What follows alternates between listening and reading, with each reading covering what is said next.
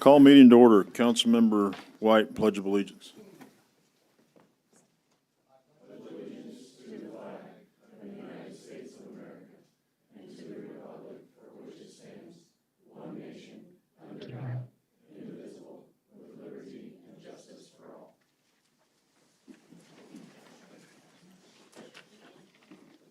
Roll call, please.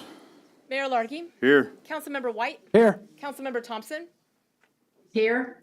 Councilmember Davidson. Here. Councilmember Pryan. Here. Councilmember Lawson. Here.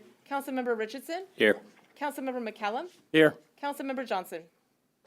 Here. We have a quorum. Personal appearances, none. E, unfinished businesses. Motion approving final reading of Bill 2025-34.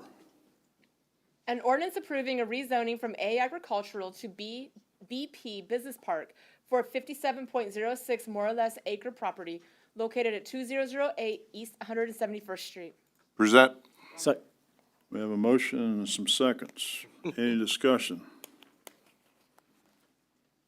Hearing none, roll call. Oh, sorry. Sorry. Go ahead.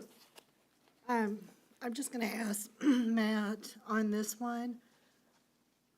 I guess explain to me why we're changing it from A to BP Business Park.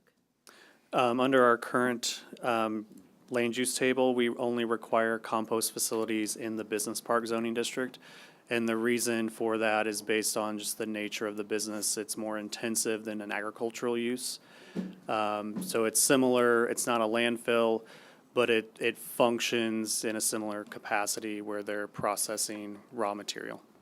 So in the future, if they would decide to put, let's say, a warehouse back there, would that be possible then? The business park zoning designation does allow for that, but anything like that would go back through a development plan application. Thank you. Go ahead. so I guess just following up on that, is it currently, not the new land, but the current land that they have, is that currently BP or is that agricultural? The current property is also zoned agricultural. Back in the mid-2000s when it was approved, that was the zoning category that they determined was the appropriate category because we didn't have a specific land use call out for composting facilities. But we did add that with some of our more recent land use updates. Anybody else? Go ahead.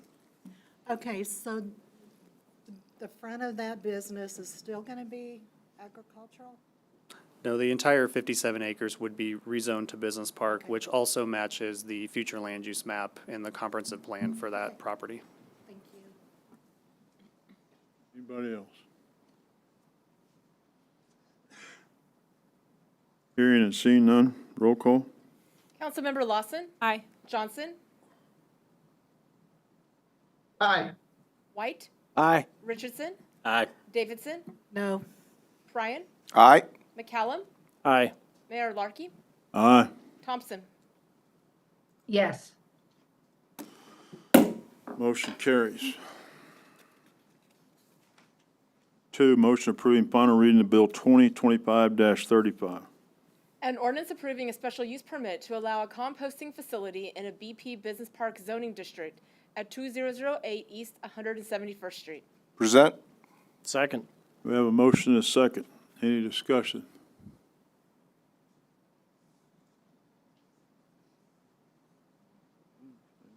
Hearing none, roll call. Councilmember Pryan. Aye. Davidson. No. Thompson. Yes. White. Aye. Johnson. Aye. McCallum. Aye. Lawson. Aye. Mayor Larkey. Yes. Richardson. Aye. Motion carries. Item 3, motion approving final reading of Bill 2025-36. An ordinance approving a final plat for Casey Compost, a one-lot subdivision on 57.06 more or less acres located at 2008 East 171st Street in the city of Belton, Missouri. Present. Second. Motion and a second. Any discussion? Hearing and seeing none, roll call. Councilmember Richardson, Aye. Thompson, Yes. Pryan, Aye. Davidson, No. Johnson, Aye. White, Aye. Lawson. Aye. McCallum, Aye. Mayor Larkey. Yes, motion carries. Item 4, motion approving final reading of Bill 2025-38. An ordinance amending section 26-5 of the Unified Development Code to modify residential driveway standards to improve the effectiveness of the code. Present. Second. Motion and a second. Any discussion?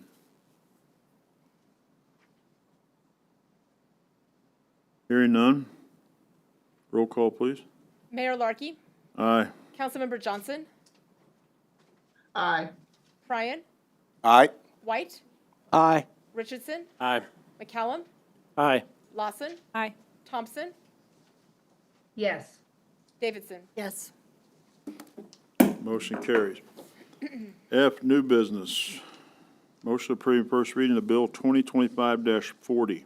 An ordinance amending Chapter 13, Section 13-355 of the City of Belton Code of Ordinances relating to crosswalks. Present. Second. Motion and a second. You're up, sir. Thanks, Scott Lyons, Police Chief. As you know, the City Council talked about Public Works installing flashing pedestrian crosswalk signs or warnings at southbound and northbound Cedar at Main Street. And so what you have before you tonight is a addition to Section 13-355 right-of-way to and crosswalks. We're adding C, when the rectangular rapid flashing beacons at a controlled pedestrian crosswalk have been activated, drivers shall yield to any pedestrians until they have traveled safely to the shoulder of the public roadway. And so the city attorney has reviewed the language. We also put it in front of the public, the municipal prosecutor, and he approved the language as well. And we're recommending that you approve this tonight. Any questions? Go ahead.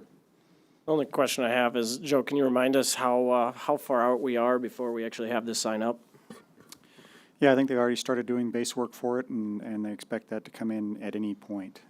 It's been out for delivery, so we should, once we get it, we'll put it up at, within a week or two. Thanks. Go ahead. So the headline of this would be before a pedestrian had to be in the crosswalk for a vehicle to have to yield, but since we're putting in these flashing crosswalks, that's enough to tell cars to stop. Yes. Okay. We have a flashing crosswalk by where I work, and the drivers need to know how those work. They don't always stop, so that's just maybe a call out to pedestrians too, that be alert. Yes, and with these kinds of ordinances, we always allow like a 30 to 60-day window where we're educating the public with a campaign, social media campaign, and then there's a time period where we'll stop and warn people, but after that period of time has ceased, then we start going and writing tickets. That's great. Go ahead.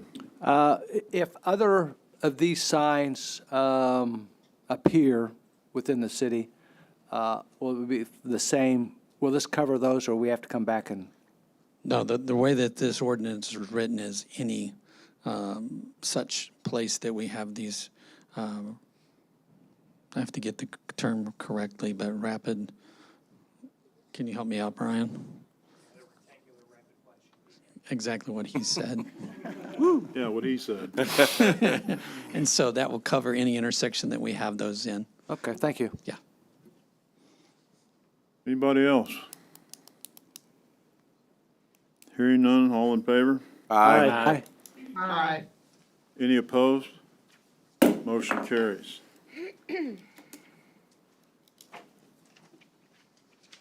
Two, motion approving first reading of Bill 2025-41. An ordinance readopting ordinance number 91-2073 as amended, establishing a procedure to disclose potential conflict of interest and substantial interest for certain municipal officials. Present. Second. We have a Thanks. motion and a second, and you're sleeping. Yep. Any discussion?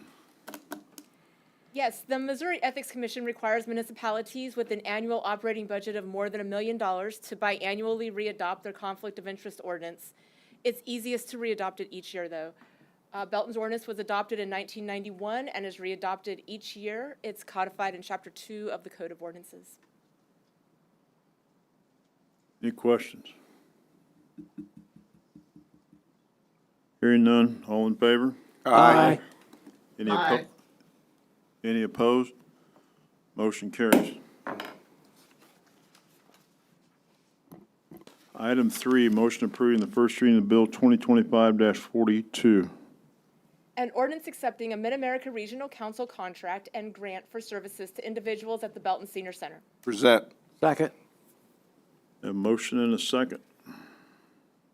Any discussion? Yes, the Mid-America Regional Council Aging and Adult Services provides grants each year towards supporting senior services, transportation for senior centers, and programming. As with many federal grants this year, the award is less than last year and in previous years. For fiscal '26, Mark has awarded the City of Belton up to $22,500 toward the operating costs of the center. There's also an additional award of up to $10,000 of reimbursement toward the cost of transportation. If there's no questions, I would ask for a double reading tonight, as this contract did start on July 1. Any questions? Go ahead. I'm good. I'm good. And what was our contract last year? How much? 33,000, I believe, it was in that ballpark. Combined, so, Instead of 22, we have approximately $10,000 left this year. okay, interesting, all right. Anybody else? Hearing none, all in favor? Aye. Aye. Aye. Any opposed? Motion carries. I make Motion for a second. reading. We have a motion for a second reading Second. and a second. Any discussion? Hearing none, roll call? Or voice? voice vote? Voice, yeah, voice, sorry. Aye. Aye. Aye. Aye. Any opposed? Motion carries. Motion approving the second reading of Bill 2025-42. An ordinance accepting a Mid-America Regional Council contract and grant for services to individuals at the Belton Senior Center. Present. Second. Motion and a second. Any more discussion? Hearing seen none, roll call? Councilmember Lawson, Aye. Johnson, Aye. White, Aye. Richardson, Aye. Davidson, Yes. Pryan, Aye. McCallum, Aye. Mayor Larkey, Aye. Thompson. Yes. Motion carries. Motion approving resolution 2025-061. A resolution appointing Nicholas Anderson and Shannon Locke and reappointing Mary Cummings to the Municipal Park Board. Present. Second. We have a motion and a second. Any discussion? Go ahead. So I was looking at the applications, and Nicholas Anderson, he filled out this 23 June 25. Yes? In the charter, it says that they shall be appointed. Hey, your mic's not on. Sorry. It says in the charter that they should be appointed by June 1st. Do we not go by the charter? Do we change it? Or is that only a, because everybody else I know has to go by the charter except the city sometimes. So, and I know me and Patrick have had this conversation. Yes, so- Councilmember Richardson, as we've discussed, that provision in the charter is not some sort of directory mandatory if you violate it or if you do not comply with it. Nothing can ever be done before or after, because unfortunately, while it says June 1st, we can't interpret that to mean that all of a sudden, all the park board members get another 3-year term with zero advice and consent from the council. So while it states June 1st, there is no penalty for violating it. There is no way for us to ever enforce that, because enforcing it would violate the Missouri Constitution. And part of my discussion here is that his application was well after that date. That's where I'm throwing this out. His application was 23 days after the 1st of June. That's all I'm saying.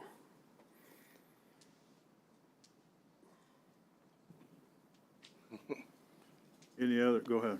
I have a couple things. One is sort of along that line. When we get applications for park board or other city boards, we don't always see them. You get the complete list of them, but we will see the ones you put forward. I would request that the council get to see the entire list of applications that come in. I just think it would be helpful. And then along these lines for tonight's vote, I appreciate anybody who's interested in serving the city and would put their name out there and apply. So this isn't at all against new folks that want to get involved in Mary Cummings, who's done a great job and is up for reappointment. My concern is that the park board members that are being removed in the name of making a change are being removed because they don't always agree. So I hope this doesn't mean that the change is towards people who won't push back on the council or present differing opinions. I don't think it's a secret that there's been conflict between the council and the park board at times in terms of priorities or how things get done. But our parks are highly regarded. Resident satisfaction with parks is very high, even among the council. When we've rated city priorities and performance, council or the Parks Department has scored very well. So I hate to see the outgoing park board members go because I think they were passionate and did a great job. And I hope that the new folks coming in won't be afraid to push back against the council when needed. Anybody else? Go ahead. With replacing two of them, what, I mean, is your vision for the parks to have? I mean, there's got to be a reason for the changes.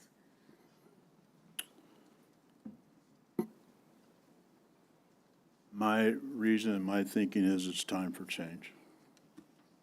Even though they're doing a good job. Yes. I mean, I feel, and I know people in the city feel the same way, so. No, I believe that's my belief. Go ahead. I think from my standpoint, the daily operations of the parks do an excellent job. The staff, whenever I go in, which is not often, I should be going in more, but are very friendly and they're diligent and they do what they do. So for when it comes to the daily operations of the parks, they do a great job. They put on great events. They do a great job. But I am, when it comes to the relationships, I am for making some changes. So. And this was nothing against Nicholas Anderson, but it just the dates didn't line up. I appreciate his application. I appreciate everybody that wants to get involved. And I appreciate Zeb Morlock going out and Rusty Sullivan, their service that they did for the city and for the parks. Appreciate it. And Mary Cummings, thanks for stepping up in there. Go ahead.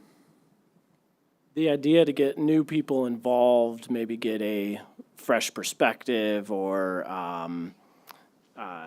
get wider resident input or whatever, if that being our idea here, I guess I would encourage us to maybe reevaluate and look at this and potentially vote no, simply in that I feel like we're singling out some park board members, just be frank.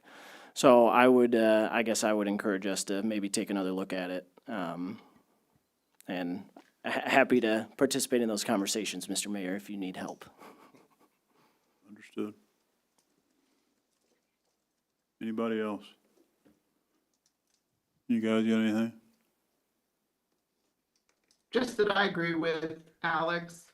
I think we need to take a look at maybe making some changes, bringing in some fresh ideas and having a broader representation.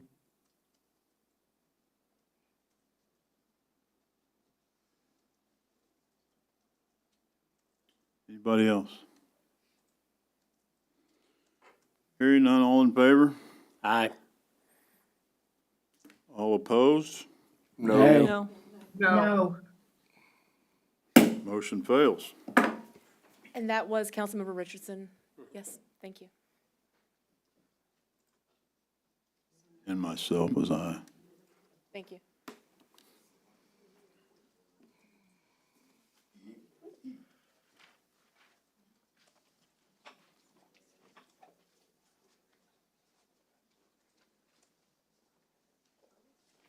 Consent agenda, one motion non-available to approve recommendations noted. Any member of the council may ask for an item to be taken from the consent agenda for discussion and separate action.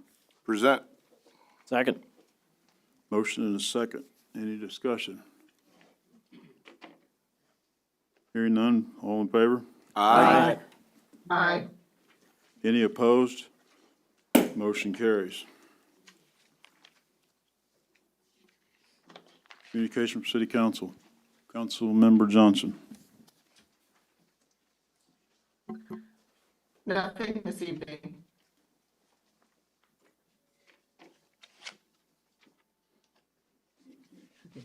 I'm sorry, nothing this evening. Thank you.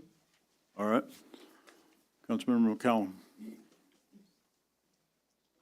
All right, a few things. So just wanted to give a little bit of an update from our last council meeting on the movie that's been filming here. I ended up speaking to one of the security guards for the production crew that was here, and they spoke very highly of Belton and just how things were conducted and everything. So it sounds like everything has been going very smoothly, which is awesome, great to hear. And I do have to point this out. I did sign up to be an extra. So, and I know a few other members of the city staff also participated with me. We had a pretty good time. It was very interesting. And no autographs, please. It was a very interesting day. So you may want to tune in whenever that movie does get released. It sounds like it'll be some time before that ever happens, but just not only to see places, but you might see some people you recognize. So thought I would throw that out there. As far as the TDD board, we did not meet for the month of July, so I don't have anything to update there. And for parks, first I want to start by pointing out that July is the Parks and Rec Appreciation Month. So if you know anyone that works for the Parks and Rec Department, let them know that you appreciate them and all their hard work. A lot goes into what, keeps the recreation part of our parks running. So a lot of people just think of the land, but there's a lot more to it. And speaking of land, Parks and Rec is going to be repaving the loop road that goes around High Blue. They are working, I was really, actually, I know this isn't a new announcement, but I was happy to see that they are collaborating with us and the contract that the city has with Superior Bowen to get a really good rate on the job. So it's awesome when we see that collaboration. And I know that's something Mr. Councilmember White is often talking about, is collaboration across different departments, et cetera. So just thought I'd point that out. And then, of course, upcoming list of things. We still have the farmers market going on every Thursday, 4 to 7. That's in the parking lot of the Belton Assembly of God Church.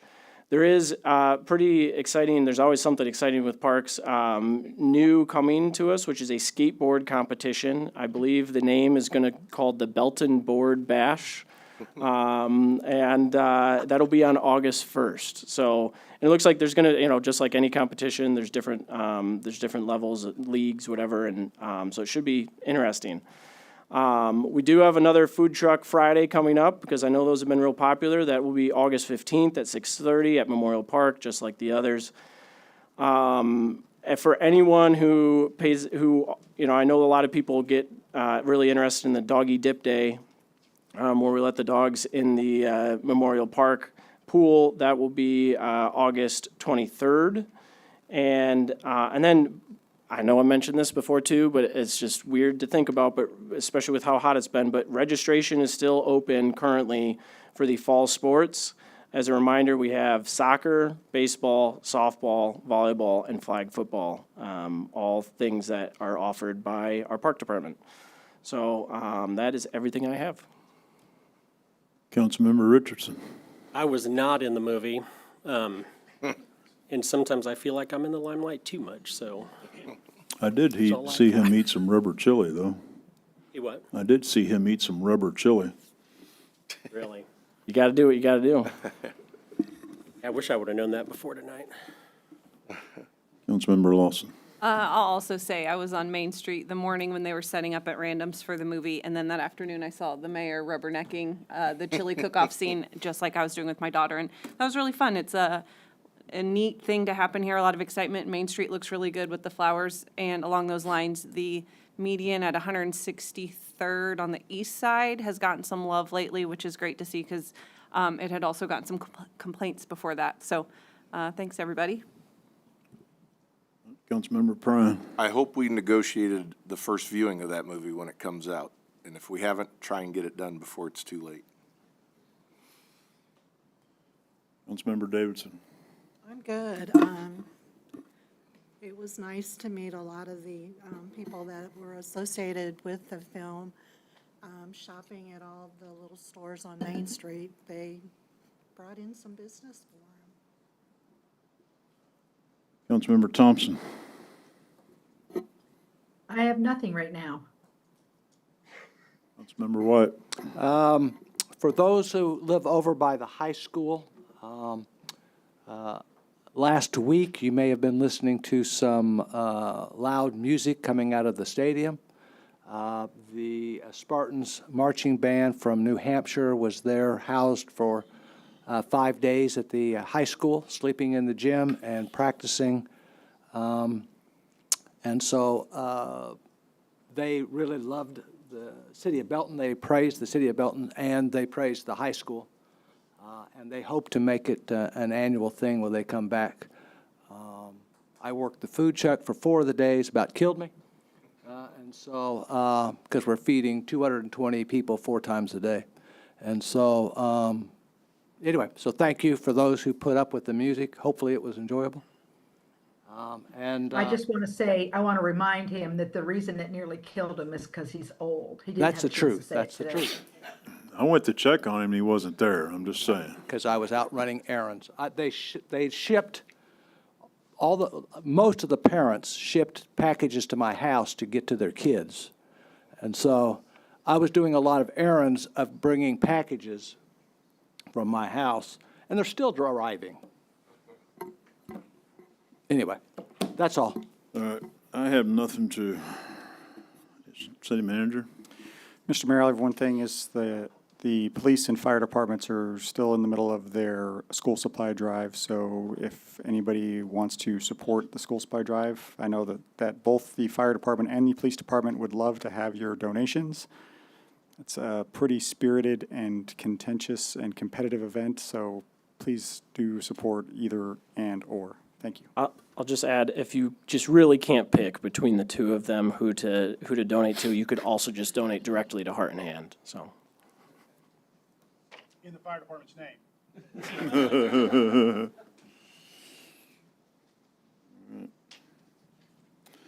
Item K, items for review and discussion. 1, future of Belton Dispatch. You're up.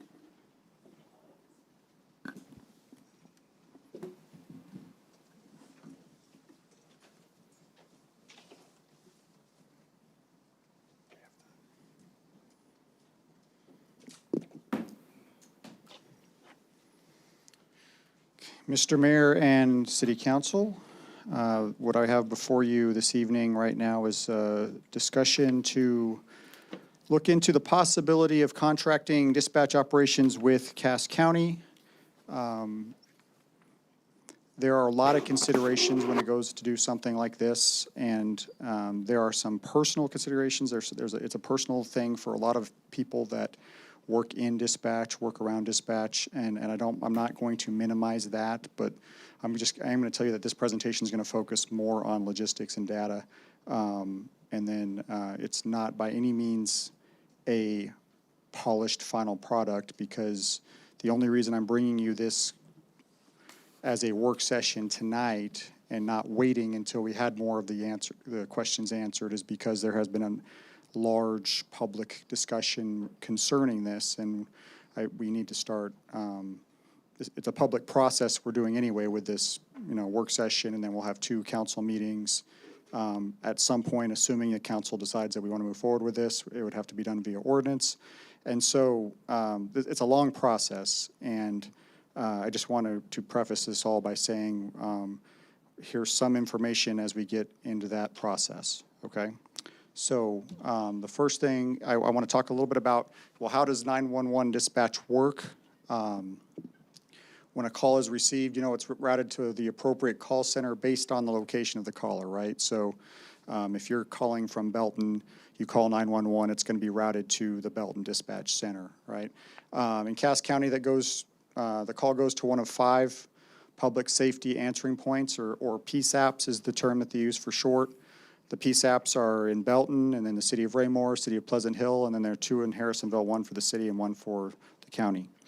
Okay, so those are the 5 PSAPs that are in Cass County.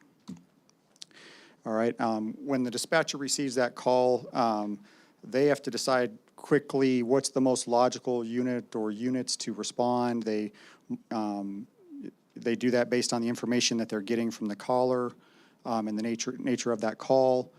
They monitor that call remotely, stand by to help if next level service is needed, if there's backup needed, or if there's, a question about, hospital availability or transport, if there's a need for mutual aid. Those types of things are just some of the considerations that the dispatchers will undertake as they're in the middle of that 911 call. They have radio and computer communication with the responding first responders, okay? So that, they're able to call them out via radio and also through the computer-aided dispatch, make notes, and so it's dual at the same time, essentially. They're doing all those things at once. It's kind of impressive if you haven't ever seen it. In most instances, yes, the dispatcher, one of the first things they ask is, well, where are you located? That said, in most instances, they already have an idea where you're located. Most calls through cell phone technology, GPS technology, they can get a coordinate. Like I said, on most calls, they have coordinates of where that person is located, or at least where that call is being made from, in pretty close for real time. Yes, sir. Just real quick on logistics. Do you want us to ask questions at the end or throughout? Yeah, I mean, if it's something that you think that we need to, that's making unclear, then I'll wait till interrupt the- me, but there is a number of things I'd like to try Okay. for us to get through, so, and I may answer some of those questions before you get to them. Sure. All right. Dispatchers also know the location of first responders. This is pretty cool. We have, the way that they have everything set up now, they can pull up on their screen, the location of the other first responders in the county, the other, and they're not the only ones who could do that. Other dispatchers could do the same thing. So if there is mutual aid needed, or if there is support needed, they could easily pull up and see where, the Cass County Sheriff's deputies are located, or even the Raymore Police, and things such as that. And the system that they've all integrated into allows these types of things to take place. So the technology is pretty advanced. Just FYI, not all of our dispatchers are from Belton. I understand that there's a concern about institutional knowledge, at least, knowing Belton, the folks that are dispatching. They have to learn they have to learn about Belton, right? They have to learn the streets, they have to learn, and some of them are. I mean, it's not across the board, but some are not from Belton, some are from Belton, and all of them have to go through a rigorous training process and even a selection process. Not everybody's cut out for this kind of work. But they're highly trained, they're hardworking professionals. So I just want to, there's some questions I've been asked in the past week are, well, what if they don't know where the old Domino's is, for instance, and that's just an example. And well, a lot of those dispatchers that may not know where the old Domino's is. And so because of that GPS and that cell phone technology, and the interaction they have in real time with the first responders, it's not as vital that they're sitting necessarily in Belton or know that history of Belton when it comes to the actual assignment of a responder. The basic fundamentals, because of this technology and the training that is undertaken, it can be performed literally from anywhere within reason. Institutional knowledge does come from experience. Relationships can be built without being in the same building. Those are just some concerns I've heard. Technology and training is at the point where, in a pinch, a dispatcher at any PSAP in the county could respond to any call and dispatch any needed emergency responder from any agency to any location in the county without the caller experiencing a delay in service, theoretically, if they were tuned in and we were, asked to do so. So, just so you guys know that how the technology works and that it does exist there. I want to talk a little bit about, 2012, Cass County had a ballot initiative. Shall Cass County, Missouri impose a countywide sales tax not to exceed, 0.5% for the purpose of providing central dispatching of fire protection, emergency ambulance service, including emergency telephone services and other emergency services. And then for the sales tax to cut down to 1/8 of a cent once all the obligations of doing so had been met. So that was done. The measure passed, 51.5% of the countywide vote.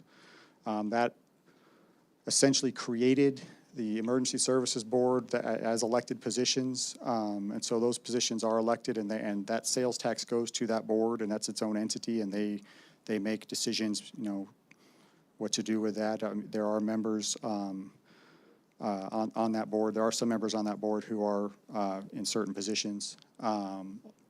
And there is some discussion and feedback from all, and representation, at least on the peripheral of the board, from all of the PSAPs and all of the folks that are involved in providing this service. ESB has done some work towards consolidation, including updating the centralized computer-aided dispatching. That process went through recently. It was not that long ago. The new system, Central Square system, has, I think, going fairly well at this point. They've ironed out most of those kinks, and like I mentioned before, it is very impressive in terms of how they can share information. That information sits in that, in that system for calls, so a responder can see and have as much information at their fingertips as they're responding to a call. Now, I will say ESB has fallen short of the ballot language, and if you want to ask why they haven't gone full-fledged into centralized dispatching, there's lots of potential reasons for that: politics, territorialism, fear of loss of control. Those are the types of things that have set in. So we are where we are now, and we still have the 5 PSAPs with the centralized computer-aided dispatching. So CAD and RMS, centralized computer-aided dispatching and record management systems. RMS has already been implemented as part of that CAD process with the 5 PSAPs and the responding agencies. And RMS is records management. That is essentially the more detailed records for investigations, things like that, more than just the basic information that on a response. Those are not going to change, would not change if we decided to contract with the county. Belton would still have its own RMS, would still operate its own RMS. Only Belton would have access to that data.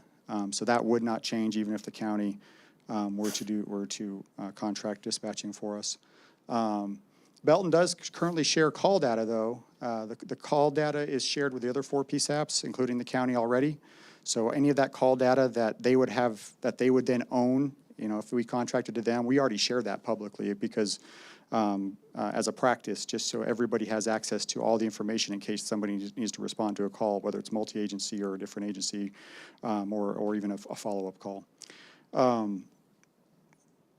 So just to reiterate, there's no additional call response data that the county would have access to if we did this, then that they don't already have access to. So let's again, another concern I had someone asked me about that I want to make sure we address.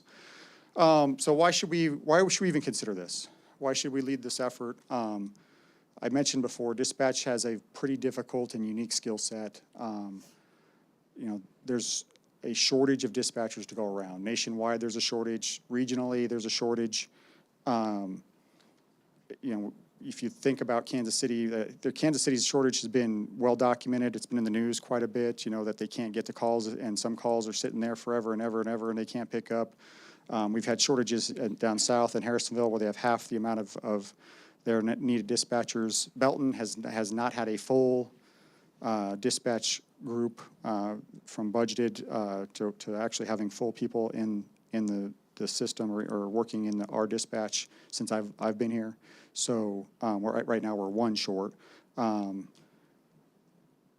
but an issue that we're going to have to face eventually. And so having some of these conversations and being proactive sometimes can help us to address this before it becomes an immediate emergency need. Wage competition, I mentioned before, there's not as many of these folks to go around as there used to be. It's tough to get folks to apply for these jobs sometimes. A smaller talent pool leads to wage pressure.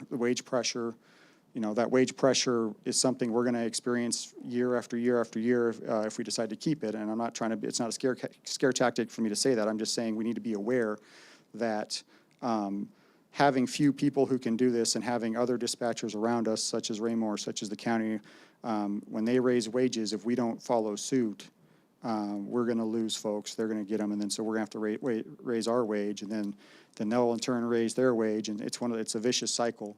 We're experiencing a similar thing with police and paramedics, and you're seeing those issues bear out throughout the metro area and throughout, you know, not just here, but throughout the country.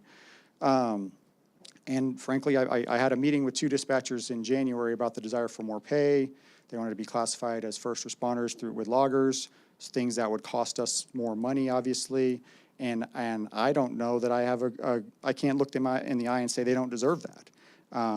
I think that's something that they very well do deserve. And so, but again, where are you going to come up with that money? We literally just had an out of cycle pay increase for police a year ago because of the same issue that we're talking about with the wage pressure and not enough people to go around. Potential savings, fewer PSAPs means less wage pressure. Now, there's initial estimate in early discussions with the county that there could be as big a savings as $300,000 annually. I'm not going to tell you right now we're going to save $300,000 if we do this yet. And the reason I'm not going to be able to tell you that is because we haven't worked through all the details of the logistics yet. And so we don't know if that's going to bear out fully as we work out, you know, who's going to do what. I just want you to understand that does exist, though, the potential for savings. And at the very least, the savings we would incur is not having to keep re-upping the pay every time those around us re-up the pay. And so that's hard to quantify, but that's something that at the very least if we wouldn't have to deal with in the future. Operational considerations for this, to be frank, we've already proven it can work. From April 21st through May 30th, the jail had a remodel that necessitated us to take our dispatch to the county. They temporarily located for almost 6 weeks in the county dispatch center and coexisted essentially. Now they didn't integrate operations. The county wasn't overseeing the operation. Our own people were overseeing the operation still in that facility, but that essentially proved the point that they can dispatch from that facility and the public would not know any different because the level of service would not decrease. Okay, we literally bore that out in real time for 6 weeks. Call response and management times were consistent with the previous performance, which means that the call response times did not change. There wasn't a fluctuation. And so that, just to give you some more of that, here's some data. Mark has a lot of data. If you're interested in researching some of this, get on Mark's website. They have a lot of data on 911 and dispatching, and they've got dispatching statistics for the entire metro area. So average call volume for the 6-month period from December 24 of 2024 through May of 2025. That's the latest data we have available to us. Belton had 4,000 average calls. Cass County had 3,914 average calls. Those were monthly. How many average calls? That's not just emergency, that's emergency and non-emergency. So that's just the total number of calls that were taken. The average emergency call wait duration, if you want the emergency call data, Belton averages about 100 more emergency calls a month. It's about 1,100 to 1,000 is what I think the data is. So Belton has about 1,100 emergency calls. Cass County has about 1,000 emergency calls a month, at least for that 6-month period. The average emergency call wait duration for Belton, the city of Belton during that 6-month period was 0.4 seconds. So 4 seconds, which means that from the time that call connected till it was picked up was on average for emergency calls was 4 seconds. The Cass County response with similar call volume was 3 seconds, okay? Both are very good rates, okay? I mean, that's meaning we're getting to those calls really, really quickly. Percentage calls answered within 15 seconds, and 15 seconds is kind of the highest standard that they measure. As you know, they expect us, or the goal is to try and pick all calls up within 15 seconds, even when busy. And Belton has answered that bell 99.09% of the time. We get our calls answered within 15 seconds of being connected. And Cass County has a 99.5% rate. So both very similar rates. The rates aren't that different. I mean, we're just talking a few different calls here and there, and that can be swayed. I mean, you could easily explain the difference in that percentage in just the difference of the emergency call volume. You know, if we got a few more emergency calls, it probably takes us a half second longer on a couple of calls if they hit at the same time for us to get to them. So, like I mentioned, Cass County has similar call volume, similar dispatch response times. They also have a larger physical area footprint. I know one of the conversation points that are concerns I've heard is that moving it to Harrisonville will is further distance away, which could create an issue. Well, I think that the Cass County rates are just proving that larger physical footprint does not have to mean longer call response. Just because the existing technology is so good and so sharp that it doesn't have to mean a level of service that decreases just because they're answering the calls in Harrisonville instead of in Belton. So now, one key, and this is, to me, this is kind of the overweighing factor that has pushed me toward thinking we should consider this heavy. And that's during major events, when you require multi-agency response, when the two major players are in the same room, when it's Belton and Cass County, or Cass County answering a call in Belton, and you need that backup response, and you have all those dispatchers sitting in the same room. For that 6-week period when we did the trial basis, and I call it trial basis, that's not what it was set up for, but that ended up becoming that. Then there was an increased response level. I mean, it's a matter of one dispatcher sitting there saying, hey, I've got this going on. Can I get some support from a sheriff's deputy? And it literally, with a person sitting right over there, you say, hey, do you have anybody available? They say yes, they can dispatch, and it's a matter of a couple of seconds, rather than, as is now, it's a phone call and a, hey, do you have anybody available? So not that takes terribly a long time, but it could be the difference between 5 to 10 to 20 seconds of response when you're sitting literally in the same room. And when you have a major event like a missing child, where you want as many feet on the ground as possible, or a chase for someone who someone takes off and is fleeing, and you need to have that multi-agency response, things that are a huge emergency, that's the overwhelming factor, in my opinion, that says, hey, we need to consider this. Again, it's not telling me we have to do it yet, but I think that says if we need to look into it, because when a resident or someone calls 911, they don't care so much if they're in an emergency, whether the responder is a sheriff's deputy or a police officer. They want their emergency addressed, and if it's a major event, they want it addressed as quickly and as thoroughly as they can. And those major events, luckily, don't happen too often, but when they do, this has the potential to be a very big operational bonus for us. Not for us, but for the respondents, or for the community, for the people who need this service. So that's a major consideration. So where do we go from here? Obviously, there are a lot of questions. I'm sure you guys have some questions. I'll do my best to try to answer some of these questions. We've engaged the fire department. We've engaged the police department. I've asked the dispatchers, if you have concerns as they come up, let me know. We want to properly vet this.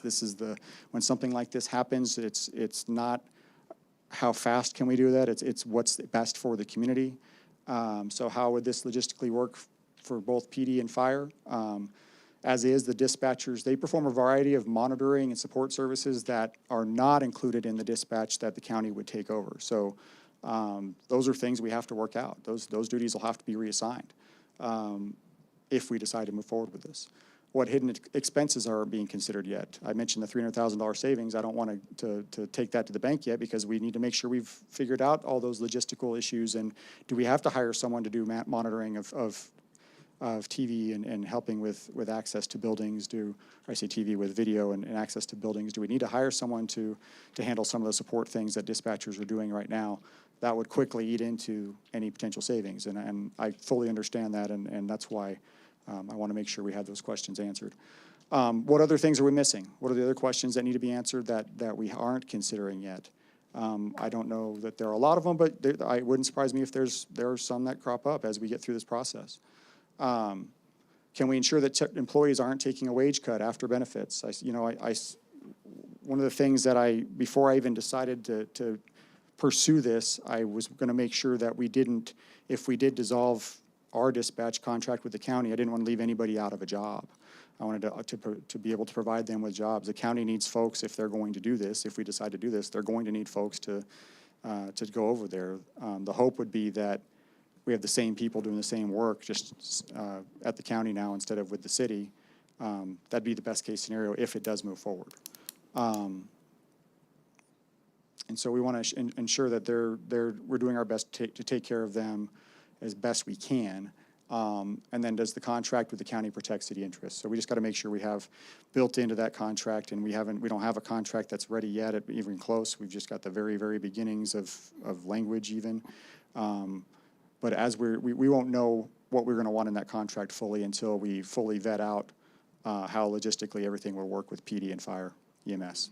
So because we want to make sure that in that contract we protect city interests and that we have proper routes for feedback, and we want to make sure that we're meeting standards and those types of things. So I'd be glad. I mean, like I said, we're not 100% there, but I'd be glad to see what questions I can answer that you may have. All right, so I know all of you have questions, so I will get to all of you and don't answer all your questions at one time. Let's try to pass it around the room, try to get everybody covered. So go ahead. So I know you were saying, where are we going to come up with the money to pay the dispatchers, that we're going to have to hire down the road? I know we just hired an assistant chief of police, and I'm not saying anything against maybe we need it, but I'm sure that's over $100,000 salary. We also have 3 assistant city managers. Why not put some of this money, instead of getting so top-heavy, and worry about the people that are out on the street doing these jobs, protecting us? That's where I'm at. I got a lot more questions, but that was my number one. I do want to address the assistant city manager thing. We have 3 people that lead departments who also have an assistant city manager title because they take on extra projects. But we would need a finance director, we would need a public works director, we would need economic development, whether they're assistant city managers or not. And so that, it's not like we just have all these assistant city managers that are all doing just special projects, so. But that look to the people that are out there doing the job, and you're saying we can't afford to do that, but you're assigning all these assistant city managers, we're hiring our assistant chief of police. Will he have less duties now that if we don't have a dispatch? Did we need that position? I'm just saying it's a bad look to the people that are out there doing the job. That's where I'm at. Brett. Well, I don't know where to go now because of that question. Did I hear you say that we can't afford dispatch?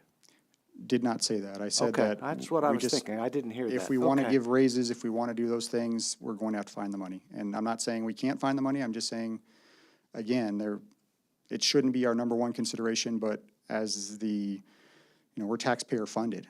I think they demand us to be as efficient as we possibly can, so. Now, I didn't remember the 2012 vote, county-based vote. So in 2012, the citizens voted for a centrally located system. And they gave permission at 51%. So if they would have enacted what the citizens voted on, it would not necessarily be here in Belton. It could have been someplace else. They just have not acted on it yet. Even I better keep my mouth shut about that. And so, but there are significant concerns about doing this. I've talked to several police officers about their concerns, And when it came to safety issues, they're not concerned about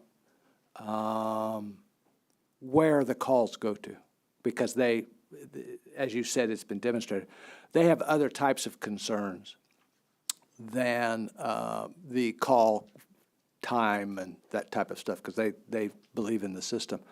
So I think, but those concerns need to be heard and dealt with. I'll stop there and I'll see what my other questions are. This presentation is the most complete info I've seen about this yet. But procedurally, you had a conversation with the dispatch team last week. In terms of transparency, that feels like a fail. You know, the next steps are things I think should be more fully baked before we've gotten to this point. I fully recognize that, and that was the intention. And the engagement of the dispatchers was to help us understand and figure out the next steps, figure out what the issues are.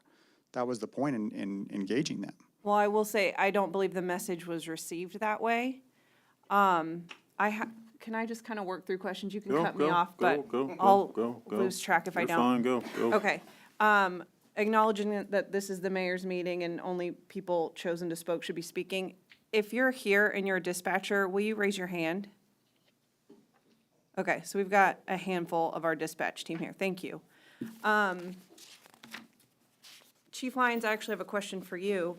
The city manager points out that a more coordinated,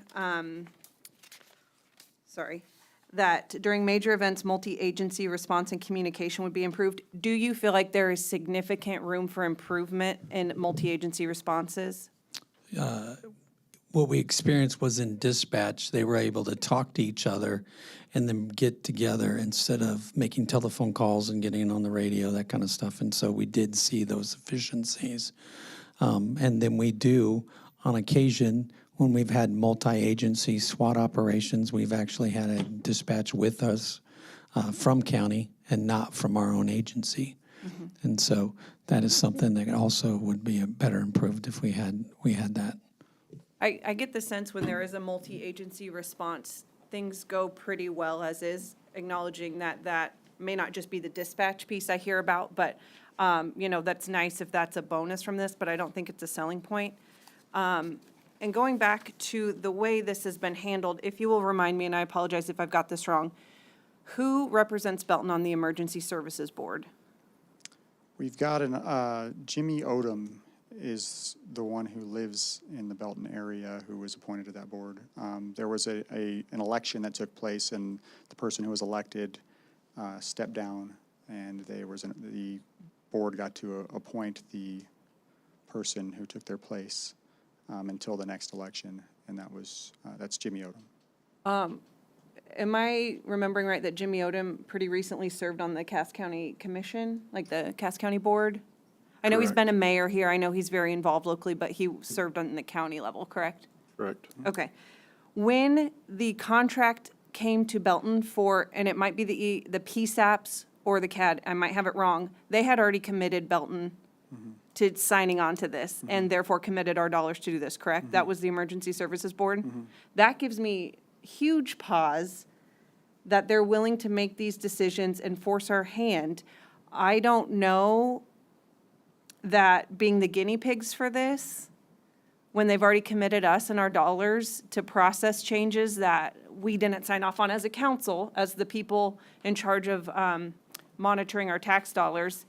And I also don't think that a potential $300,000 amount, when there's a list of questions like hidden costs and will these folks still make the same amount of money with benefits, like, I appreciate the move towards transparency, but I think the steps are out of order, and this is so far from a sure thing to me that I expect we will continue to have many conversations about this. I agree with you. It is not close to a done deal. Yeah. All right, one last thing, if I may, sorry. Oh, you're fine, no. It makes we sense get to rolling. speak your piece. I have flashbacks of Trashgate when we talk about Belton average call volume being 4,000 a month and Cass County being slightly less. We're asking them to double the amount of volume they can handle. That's kind of what happened with Trashgate, right? This well-performing org said, hey, we can bring you both on and double the volume. It'll be no big deal. It was a big deal. So there's red flags all over this for me. And I jotted them down as I worked through the packet with you talking, but I'm sure there'll be more. I think comparing the trash company that was contracted, that led to that issue with the level of service that's provided by the Cass County Dispatch Center is not a fair comparison. Oh, it's a numbers thing. I'm not saying Yeah. performance. I'm saying if you're doubling the call volume of an agency. Which is why they're wanting to bring as many of our dispatchers on as they can, if we can work it out. It has a lot to work out when we say we don't know if you'll take a wage cut. We present, I mean, again, I wasn't in the room when We're you. not going to let them take a wage cut, is what I said. And so and we've been working on that portion of it. Now, I don't get to say what their final wages are going to be, but the sheriff has listened when I said, okay, we got to make sure that they get paid fairly as part of this deal. And it's not just a base salary thing, because as everybody knows, your base salary does not equate your take home when you consider all the benefits that are involved. And so we have a willing partner to help us make sure that's the case. Yeah, it won't be Because we've your had many call, conversations on that. and yeah. it won't be our call. It'll be the sheriff's office call, right? Sure. Like, we can negotiate it, but then it's out of our hands. Oh, I'll stop. Thank you. No, you're fine. It's probably better that each person asks all their questions at one time anyway. Well, I'll get back to you. Unless you're ready. Are you ready? Oh, go let somebody else talk for a little bit. Alex? Man, I literally have over 40 questions prepared, so I'm not going to go through everything. And thankfully, Joe, you have presented and provided answers to a number of them. That being said, of course, the computer. Give me one moment. You have answered that. Okay, so Belton, are we currently using what's called the Next Generation 911 service that Governor Parson is providing grants for? Is that what we are currently on? I don't know the answer to that question. Or, yeah, I don't know the sorry, program. previously, yeah, thank you. We are. Our chief says we are, yes. Yeah, this may be questions, sorry, these questions may be not just for you, Joe. So, my understanding on that service is exactly what you described, that it gives a pretty accurate location.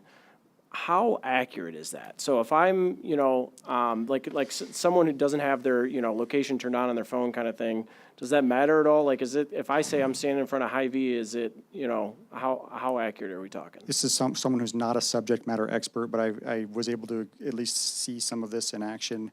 A cell phone that no longer has service can still call 911. I don't know if you guys realize that. And so there are times when someone might call 911 from a dead phone, or I say dead phone, a disconnected phone, and the call will go through. They can't receive a call back, but the call will go through.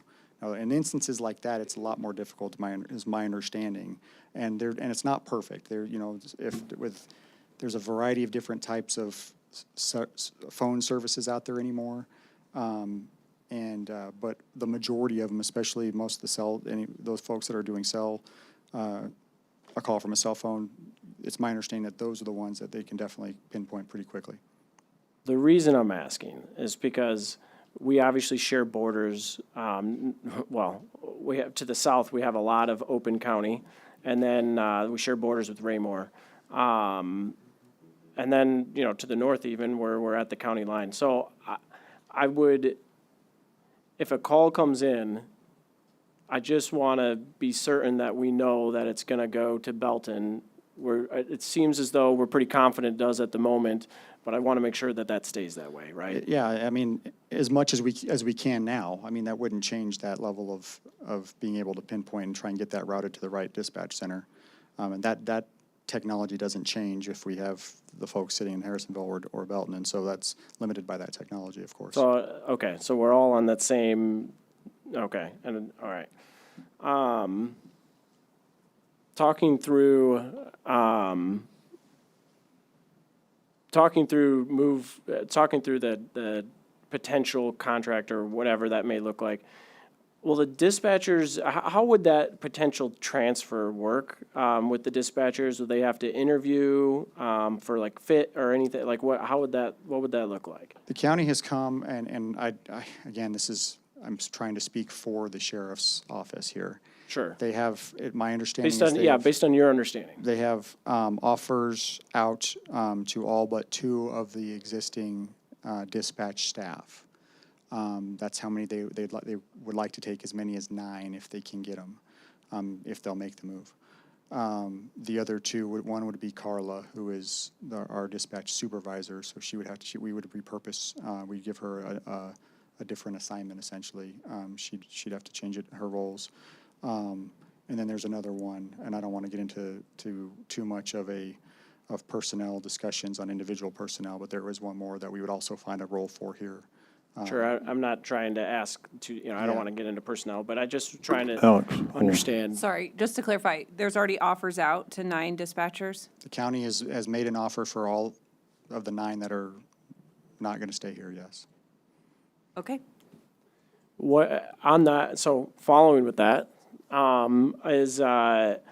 so allegedly they've been told they have to respond by August 1st, is that accurate? That's his deadline. I think through the conversations with him, the rationale behind that is that at some point, if he's going to do this, he needs to know if he's going to have the staff to do it and if he needs to find more staff.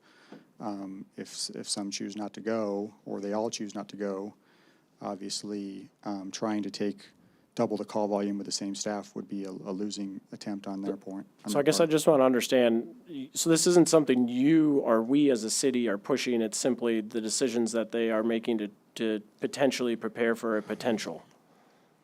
Okay. I got more Can you- questions, but yeah, I see. Go Can you ahead. repeat that, what you just said? Oh, man. Which thing? The thing I just said? Just said. So ultimately, if I'm understanding, I mean, we, the city, aren't pushing, we don't have this August 1st deadline. We've We're not ensured pushing. that they have offers. We've ensured that they're going to have competitive pay. And above and beyond that, it's because they would eventually be employees of the county. We've tried to stay out of that as much as we can, other than trying to be as fair as we can to them. Right, so so in other words, they're planning for a potential that is only a potential at this point. Yeah, Okay. they understand that this is a process that's got to go through the elected officials, so they know that. Okay, So, can I just jump in Go at this ahead. question? Yeah, go ahead. So, they've kind of come, we haven't said, please go and ask. That my understanding? What do you mean by They've that, went Brett? to them and offered, but we didn't say, go to the people and offer. They decided that they needed to check this out to see if we're going to do this. They're doing that on their own. We facilitated and got some times where we offered them to come into our facility to have conversations with the dispatchers, to make those offers and potentially answer any questions. Because that feels closer than what you earlier said. Okay. And so that, I'm feeling a little bit of conflict because we're a with ways, what? because you said we're a ways away from this, but at the same time, they have offers. That makes it feel like it's more pending than still exploring. Well, we But wanna I make understand sure- that yeah. I understand that there's a process that they need to experience, that if this is going to happen, they need to know that there's people that would be willing to come. I understand that, but it just doesn't feel like there's that. In the initial conversations with the county, they were concerned that if they couldn't get in and offer quickly and try to see how many they could secure and then know what they're up against as far as trying to backfill positions that would not want to, or people who didn't want to go, that would make it a lot more difficult from their perspective. And so, yeah, of course, we're accommodating to that. So what happens after August 1st if no one answers? Depends on what we do, I suppose. And I mean, at some point, if no one goes, they could say that, well, we're going to have to hire people, and that could be a process. Go ahead. I have a question. I agree with a lot of what Allison said. If offers have, it was on, it's green. You gotta talk in, point it at your mouth, you gotta talk, there you go. Okay, the offers have gone out. I've been in this situation where I was in a company that was moving. You didn't get the offers unless it was a done deal, and that's where I'm having a lot of problems. To me, offers are sent, it's done. I mean, that's the way it's always been. And I'm also curious, like the employees, the dispatchers here in Belton, what is the average years of service?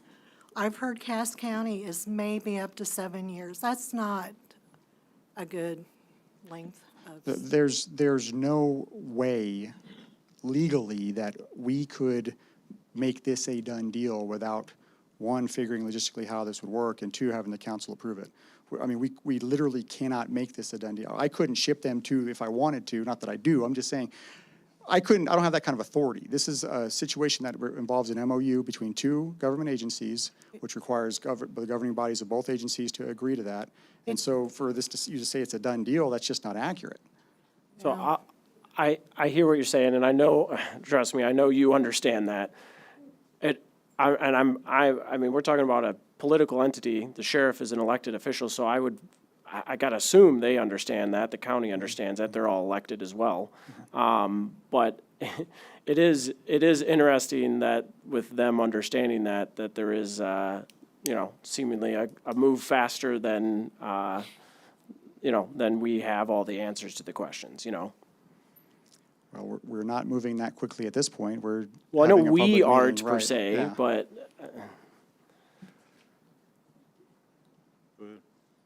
I have a question for Chief Lyons. In your position as Chief of Police of Belton, Missouri, do you feel that this is the best interest for the citizens of Belton, Missouri, the employees of the police department, and the dispatch? I don't think I have all the information. I need time. I know the fire department needs time to ask questions and work through all the pros and the cons and through the issues. And we've been engaging with not only our dispatch staff, but I've met with everybody every shift on the police department. We'll be building that. But I think the question that you guys have in front of you tonight is that there's some serious things if you keep it the way it is. This is unsustainable.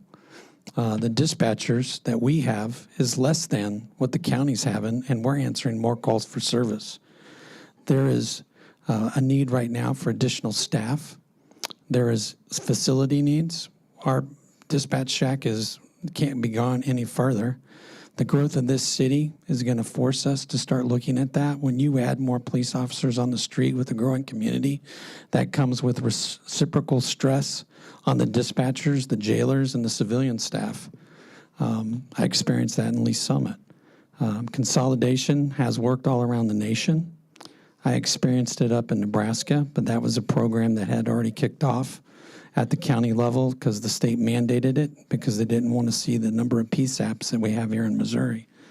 We have other communities that have done it, but I think that the thing that I've drilled this down to is that the questions that I need to answer and that you're going to ask me for my recommendation on is going to be, and I'm going to be open and honest about that, transparent, but I'm going to tell you exactly what I think you need to hear, not what you want to hear.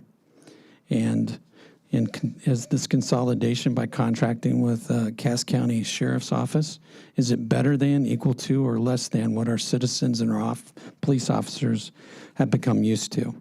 It's going to cause change. And I know change is difficult to handle, but I think that there's no way for me to answer that tonight unless I have time to investigate those things and help have doing that. And I know that me and Chief Sapp, this is involved our entire bandwidth for the last several weeks.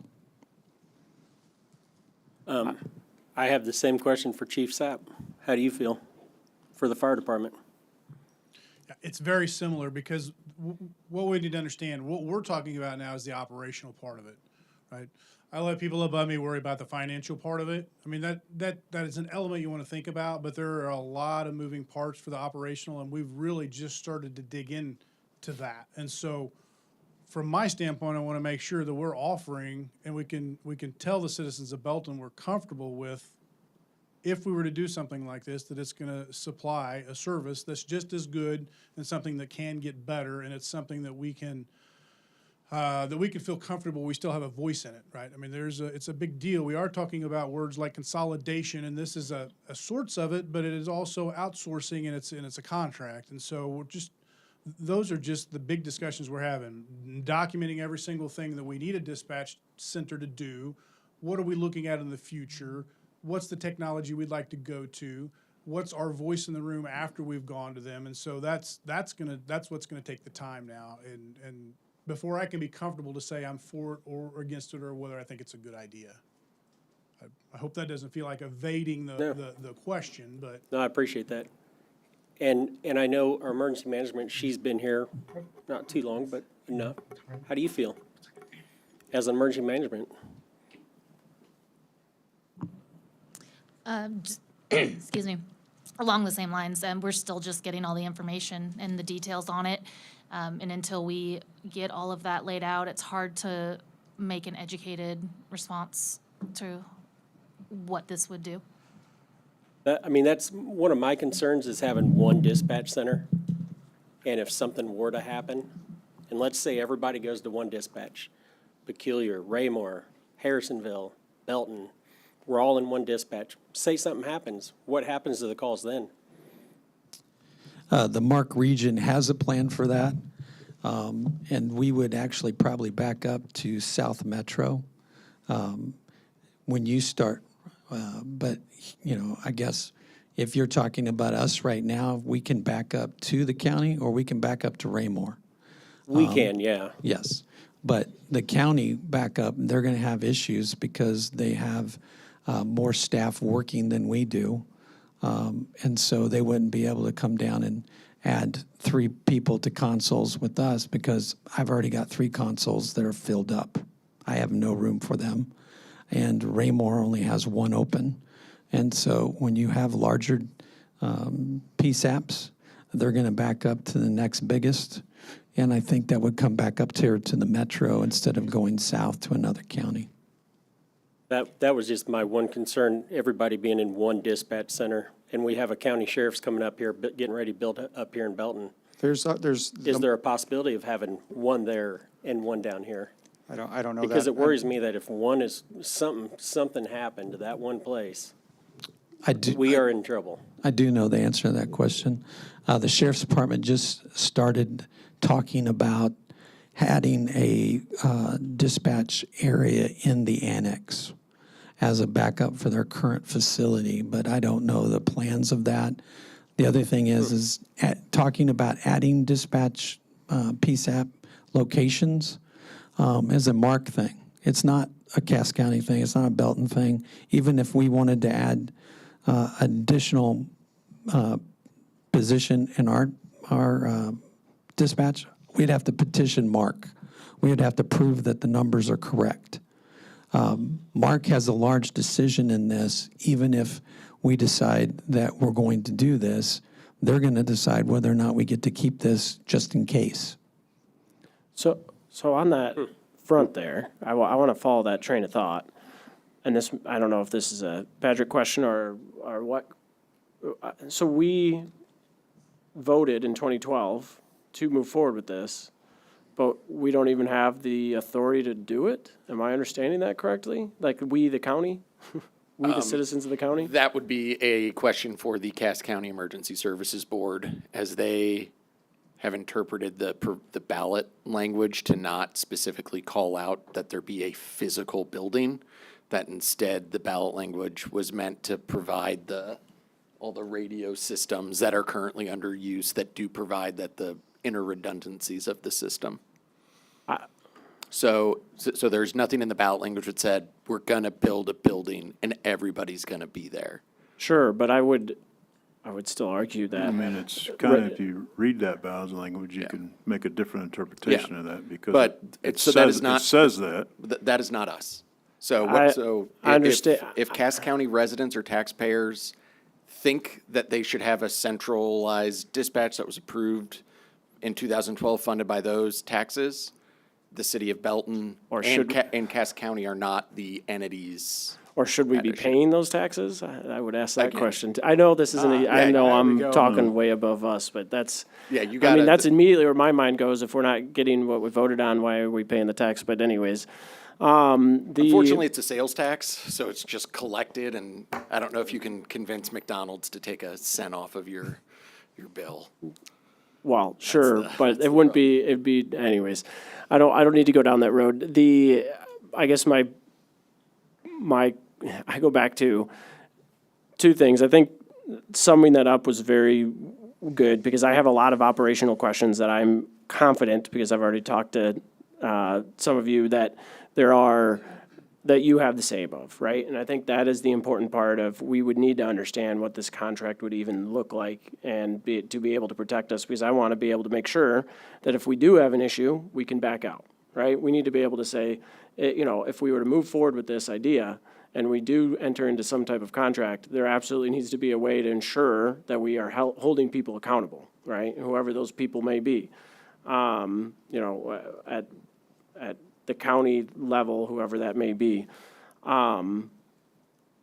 Actually, I'll stop there because I know I've had time. Go ahead. Back to you three. Both of you said you need time. Microphone. Both of you said you need time. How much time? When would you think you would have the answer that could come back to this and say, yes, no, we agree, don't agree? Part of that's, for me, is gonna depend on how the negotiations go, right? So we've engaged with the sheriff this last week. I'm working within my department with our leadership team. He's working with his team. We're gonna come together next week, compiling the list. Some of our needs and questions are gonna be different, but some of them are gonna be very similar. So for me, I plan on being with them next week to try to kind of finalize ours so that we can get back with the sheriff and, and get the team to go, okay, here's our concerns. How can you address them? How can we put this into some words that everybody can agree on? So the system that we're using currently is the system that's going to be used up there. So, correct? So system-wise, there's not an issue with system. No, It's process. We'll basically close our Belton CAD product, and the county we will operate off theirs. They'll generate a number, and then we will continue to do business as we are doing, but it's basically the same product. They have one that they use for the agencies and them right now, and we have one, that computer-aided dispatch platform that just works for us, but it's the same platform. The same back-end data exists. So it's more process issues than, Yes. okay. Yeah, it's going to be process issues. It's going to be what protocols, they don't dispatch animal control. So we'd have to walk them through that and see what that looks like. They don't have a mental health co-responder. We have to walk them through that. We have to talk about how our operational, how do we handle certain types of calls, whether it's SWAT related or what. Special events is an issue that we've identified that we want clarity on. When we do, we have grants where we do traffic enforcement. We pay for an extra dispatcher to handle that, and overtime. Can we pay an outside agency to do that? These are all questions that we got. Councilmember Thompson. I've heard everything, excuse me, that everyone has said, but to me, the elephant in the room is the ballot language and the ESB board. And would it not be worth looking into the fact that that money's there, that it's been underutilized for certain, and rather than, crossing the bridge, with the sheriff's department and getting all this, why are we not looking at the money that's already there to kind of solve this problem? That's a complex question, or that's a complex issue, Councilmember Thompson. The ESB is its own political entity, so it's got its own politics involved. There, at one point, were some initial conversations about moving down this path when the CAD conversation was taking place. I was trying to push for some of those conversations to take place, and then at some point, those conversations stopped, not by my choosing. And so, yeah, I mean, personally agree, we should still consider that, but that's not, I don't get to make that choice, right? I'm not an elected person on the ESB board, and I can ask the question, but that's about as far as I can go on that. Well, as a taxpayer in Cass County, I'd like to know that my money is being spent for what it's being collected for. And are we underrepresented, represented on that board? Are we not making it clear enough that we need to improve the system?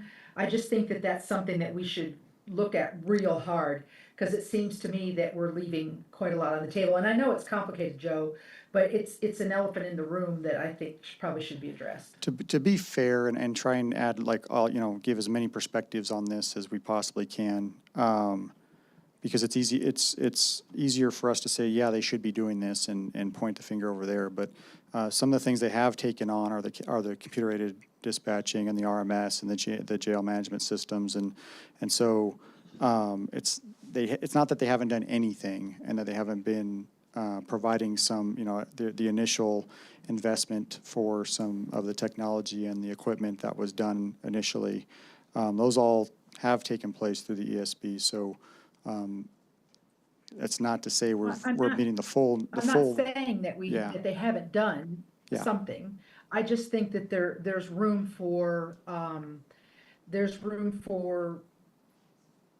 a different way to look at this. That it's not controlled by the sheriff's department. It's not controlled by Belton. It's controlled by a unified board, and I just think that's worth looking at. Yeah, I would echo that, and I would ask, whoever is the right person to answer this, but, are we centralized right now that I don't know about? Would anybody consider us centralized? It's considered a virtual centralization because the units, the consoles that they sit at, operate somewhat in unison. It has given and increased the ability to, if dispatchers accept the recommendations, it can push it right to the screen of another entity, another PSAP. But that's what they call it. They call it virtual. That supports what I had explained during the work session, during the presentation portion of the work session, that the technology exists and we have it already, and mostly because of this, that anybody from any PSAP could potentially dispatch anyone else because of that virtual centralization, if that makes sense. But just for information, that's only been available since late last year when we bought the new CAD system. Right. That's correct. Has the Public Safety Advisory Committee been apprised of this? Have they been asked to consider this or give their input? Not at this point, yes. No. Okay. The Cass County Emergency Services Board 2024 audits online, if anyone's curious, so we could take some time and poke around in there, because I know that's something we like to do. I would just suggest until our chiefs, our emergency management director, and our finance director have a recommendation individually or collectively. I understand there's a lot of work and a lot of questions to answer, but I don't know that the August 1st timeline is realistic for you to comb through these things and bring a recommendation to the council, and I wouldn't be comfortable. We're not beholden to that August 1st deadline in terms, we're not planning on being beholden to that August 1st deadline. And that was the intention and we're trying to get all the questions from you all, from the public, from the dispatchers, from everybody involved, to make sure we have these questions answered before we make an actual recommendation. Well, I look forward to hearing from you four specifically what your thoughts are on it. I had several citizens contact me, and there's a common theme. You've addressed most of them, but number one is loss of control. And I think I heard you say this, and I know the contract's not done, but we intend to put a fail-safe in there. If we do this and we just hate it, we can move them back. We're gonna have to look at that and try Yeah. to do, yes, and try and accomplish something like that if we can. Okay. Yeah, I mean. And then let's the feel other comfortable one with it. that, I don't know who to ask this to, but they have a concern for control of our own data, and it sounds like a lot of this is open to the public anyway about response times and number of calls. That's all public knowledge anyway, but they go a little further about them misusing data, like for elections, media reporting, and them showing up to scenes and taking credit for cases being worked by Belton PD. Aren't they under some non-disclosure? They shouldn't be sharing information for gain, right? Yeah, all information that is under CJIS, criminal justice information, is confidential, and there's violations of law that cover that. But the other thing is that, like the city manager mentioned, when we built the RMS and the CAD, I made the decision to make it shareable with every agency. We do close certain reports if there was a type of crime that happened where we're investigating it and we want to keep that stuff even closely guarded. We put passwords on it and we protect it. But there are some cities that have decided not to share anything, and there is other cities that, like us, share everything. And so we found out, and we've been investigating that more closely. In fact, that was brought up yesterday at a meeting about everybody not sharing and why, and trying to get that out in the open, but we do share already. Thank you. Go ahead. One of my constituents had a question about future costs, and I think that applies to our costs, and then any costs that may be incurred to us in the contract, but also costs that we may sustain in the future if we keep the dispatch here, taking into consideration what Chief Lyons was saying about the current situation not being sustainable. So I think those are things that we really need to seriously work through before. Yeah, Go ahead. so on that front, the point of a work session is, right, is we're gonna be presented with information for a potential idea, and then we wanna give some insight and ideas or thoughts on that, right? And This is for you right? to direct us into where you want us to go next. Exactly, that's what I'm getting at here. So, I think from what I'm hearing, at least me personally, I'll speak for, is that I'm not saying we should not explore this, but I do think there's a few things that we need to check some boxes on. Most notably, what does a real centralized dispatch look like potentially, to having discussions with the ESB? And I heard you say that you kind of maybe started that, but maybe we just make sure we check that box. And then also ensuring that our contract, whatever that may look like, would thoroughly answer all the operational concerns that would have come forward. And then I agree on a fail-safe. I like that word. But anyways, something to be able to hold somebody accountable to if we have issues with it. That's where I guess I'm at. Go ahead. Back to the directors. Is part of your investigation going to include the human factor of your employees? Absolutely. This is gut-wrenching for me.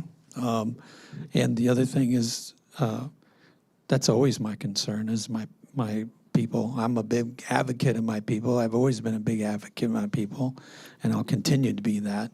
But yes, that is one of my primary concerns. Okay, would you also share those that type of information when you come back? Because procedurally, there's also, the human factor that needs to be considered, even though procedurally it may work perfect. But the human factor also needs to be looked at. Yes, I will.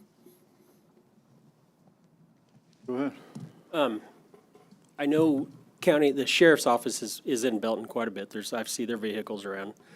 I know they're equipped with grapplers, and as Joe said, when we went on our trial run down there at sheriff's with dispatch, that they turned around and they needed a grappler, is that correct?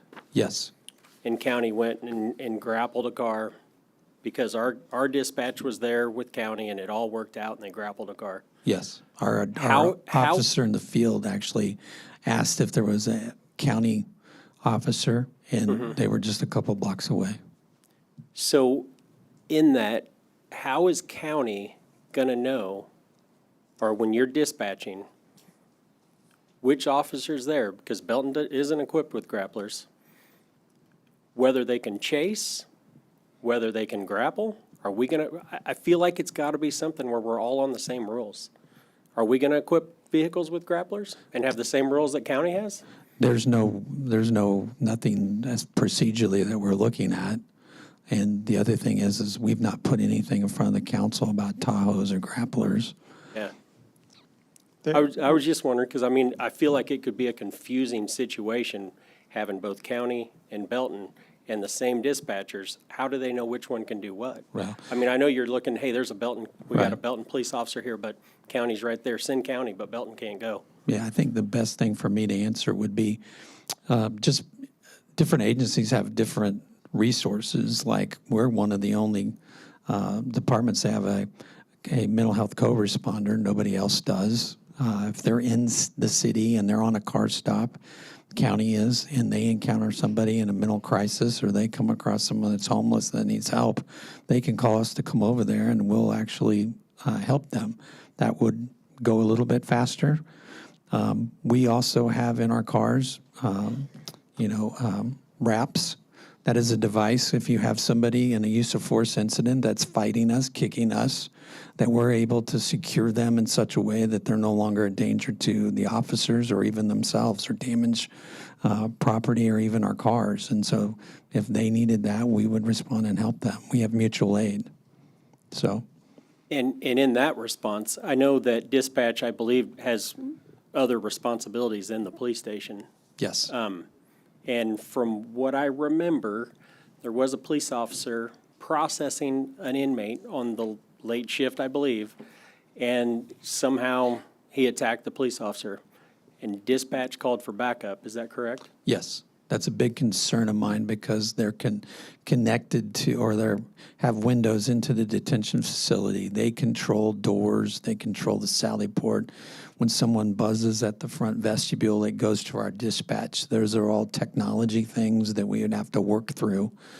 And the other thing is that, the number of jailers and the number of prisoners, that's always a high liability area. And if we don't have extra eyes, what does that look like? And so that's just one of the many things that we already have staff trying to find answers from. And without having dispatch, we'd have to hire other people to do that job. Yes. More than likely. Yes, but you got to understand that that's additional duty that's put on dispatch that's not present with other dispatches. Your dispatchers do a lot more than what's required of any other dispatch. And that is something else that is an issue for the future of the city to try and, tackle, is the more that we try to do more with less is a problem. And I don't know if this is a possibility. I would love to hear from the dispatchers and let us hear their thoughts on this. What are their contracts going to be? Are they going to make more? Are they going to make less? Is it a pay raise? But is it maybe the health insurance isn't as good? Maybe it's gone up double. I don't know. But I would like to hear from the dispatchers. I know we're hearing from you guys and you're telling us what you want us to hear, but I want to hear from the people that are actually being affected by this. So that's where I'm at. One more question. I know there's going to be the fail switch, but what happens, let's say we get a new sheriff, something changes, Cass County no longer wants to support us. We've moved everything down there, the and now we're going to, has there thoughts on how that would take place if that would happen? We'd have to rebuild. Yeah, and that's, again, we're all part of a larger network too. So I'm not saying we have that answer ready to answer, and that's an answer we need to have before we push this all the way forward. That's absolutely true, but there are other options.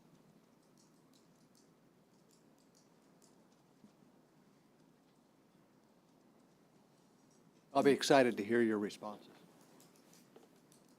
Anybody else?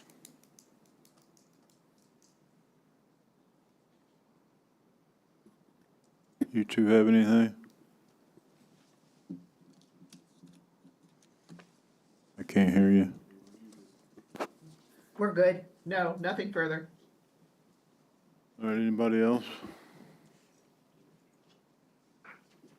Oh, he's got something else. Oh. So what do you want to do? I thought we were going to just get more information. Making sure everybody's on the same page.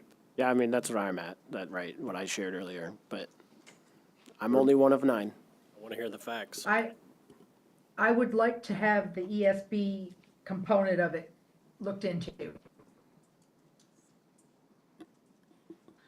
I think we continue to look at it and gather as much information as we can before making any decisions. Understand? I do. Clear as mud? I told you we're not ready, so that's, again, the timing of the public response led us to start pushing this out so we can at least answer some of the questions and understand where we are in the process. All right. If there's no other discussion. Item 2, Parks and Recreation Department Operating Authority.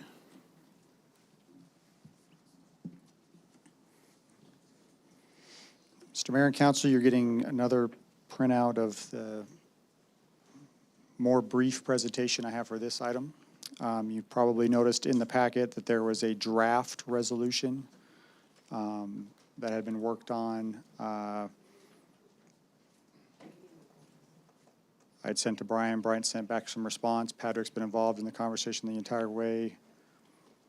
Thank you. Let's discuss what we've got here. Essentially, I want to give a very brief overview of why we think this is necessary. And as I say we, it's not a me thing. It's we think that there's some need for this. Of course, Parks at one point was a Chapter 90 park board. That kind of established in 49. We went to a charter city in 2008. That superseded the fourth class status, which left the Chapter 90 stuff behind. So then, rather than being governed by the Chapter 90 language, we were more governed by what the charter said. And then in 2017 and 18, we underwent the Charter Review Commission and the Charter Review process. And in 18, we adopted the current version of the charter. So it was essentially an update to the charter. So what was adopted then is what is our current, essentially our governing bylaws, for lack of a better term. Parks, I don't believe there's ever meant to be autonomous. The creation of the park board never divested the city of any of its fundamental powers and obligations, especially since the members of the park board were appointed and could be removed by the mayor with the approval of city council. And that was a legal decision that was rendered in one of the very few cases that exist in the state concerning park boards. So let's go through just a few of the areas. Park funds, pre-charter, parks had the exclusive control of expenditures of all money. That was in the language of the statutes. Parks was still required to follow the same procedures the rest of the city does for purchases, and that was via, I believe, and Patrick, you can correct me if I'm wrong, a Attorney General opinion. Yeah, for interpreting anything when it comes to Chapter 90 or park boards, generally we have 2 cases, Courtney and Collins, and then 4 Missouri Attorney General opinions, and that's all we got. So that one comes from a John Danforth Attorney General opinion from the 70s. So the original charter in 08, the exclusive control part was not included in the charter language anymore. Language was instead emulate city policies and procedures regarding finance, procurement, and personnel. Current charter was 18. The emulate term was removed. It was replaced by follow, which I think provides a little bit more clarity.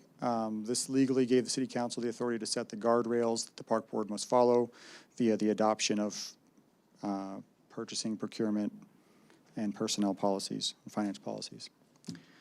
Property, the pre-charter, the parks had the exclusive control again, there's that term again, care and custody of said park.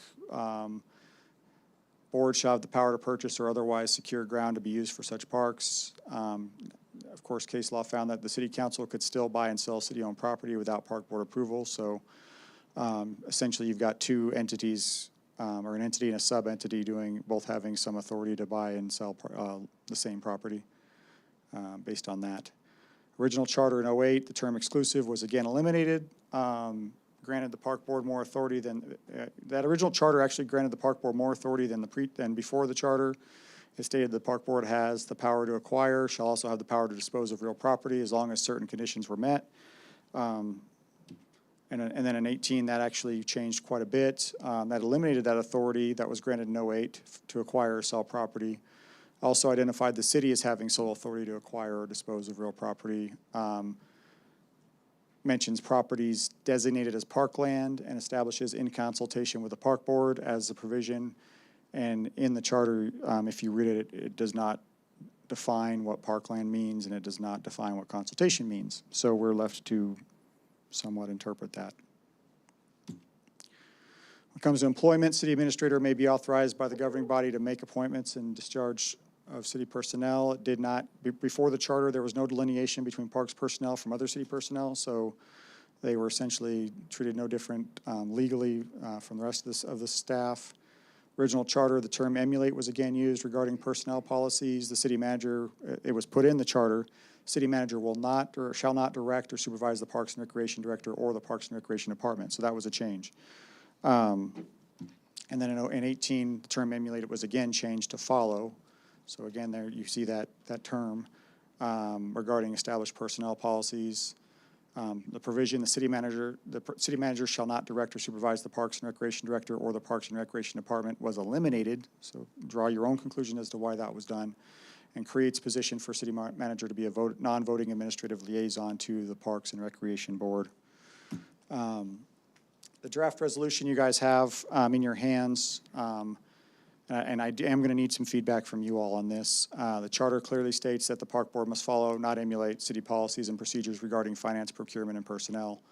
Current adopted purchasing policy does not grant authority for the park board to enter into contracts or approve purchases. As is, the park director has, given the current policies, as is, the park director has the same purchasing authority as other department heads, which is less than $15,000. After that, it's supposed to go to the city manager, and if more than $25,000, it's supposed to go to the council. Draft resolution that's in front of you gives park board that contractual authority, or at least some contractual authority, and the same purchasing authority as the council if you were to approve it as written. Resolution also addresses the consultation process for parks if the disposition of land is being considered. It does not include the delineation of parkland. We anticipate having another resolution in the future that will delineate parkland as we are in the process of trying to gather legal descriptions and proper survey work to identify the parkland so we can make it cut and dry and easy for anybody to follow. So that's where we are. That's what I'd like your feedback on. If you're the park board looked at it last night. They had some questions, I think, for Patrick as to whether that did what I said it was going to do. And so I just need your feedback on if that's the appropriate. Essentially, this resolution gives them the authority that many thought they had before. Go ahead. Just real quick, I'll shut up and let you all talk before I jump in with more questions. But Patrick, the big, I guess there was a question last night of whether or not you had seen this resolution and whether or not you've reviewed it and you're in agreement with it, or in terms of from a legal perspective. So could you just talk on that real quick? Yeah, I saw an original draft of the resolution in June. The one that's before you guys now is slightly modified compared to that. And then I've talked with Joe whenever he's working on this about what parameters need to be set. I think the draft resolution in front of you, it's as close as we could have probably right now. But so, yeah, from a contractual approval standpoint, the only additional thing I would maybe want is we already have the form contract. So when it comes back to you, we'll just actually attach what that form contract looks like as an exhibit. So you guys are formally adopting kind of the form of the contract that would be entered into.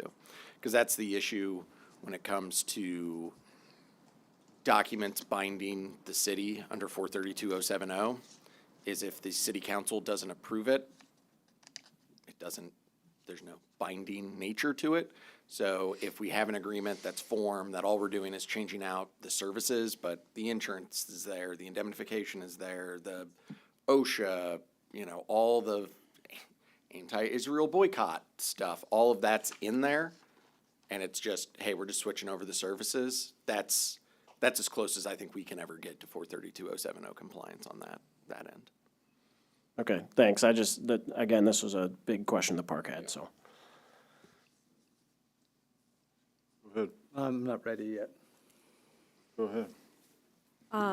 I tried to watch the park board meeting YouTube recording, but it wasn't up when I had a chance to look at it today. So Alex, if you've got any additional commentary or just the headlines from last night, I think we'd like to hear them. I think I'll throw that over to Brian, but I'll say the big question, and correct me if I'm wrong here, Brian, but the big question was, whether or not that, that from a legality standpoint, that this resolution would, do all the things he just defined. But Brian, go ahead. So, going back to our joint meeting, we agreed that we would work on a document that supported the way that we have been operating, for reference, the past 7 years, which is how long I've been here, which is how long Patrick has been here, and that we've been working together. The first resolution that I received had many restrictions. I sent it back. Joe sent it back.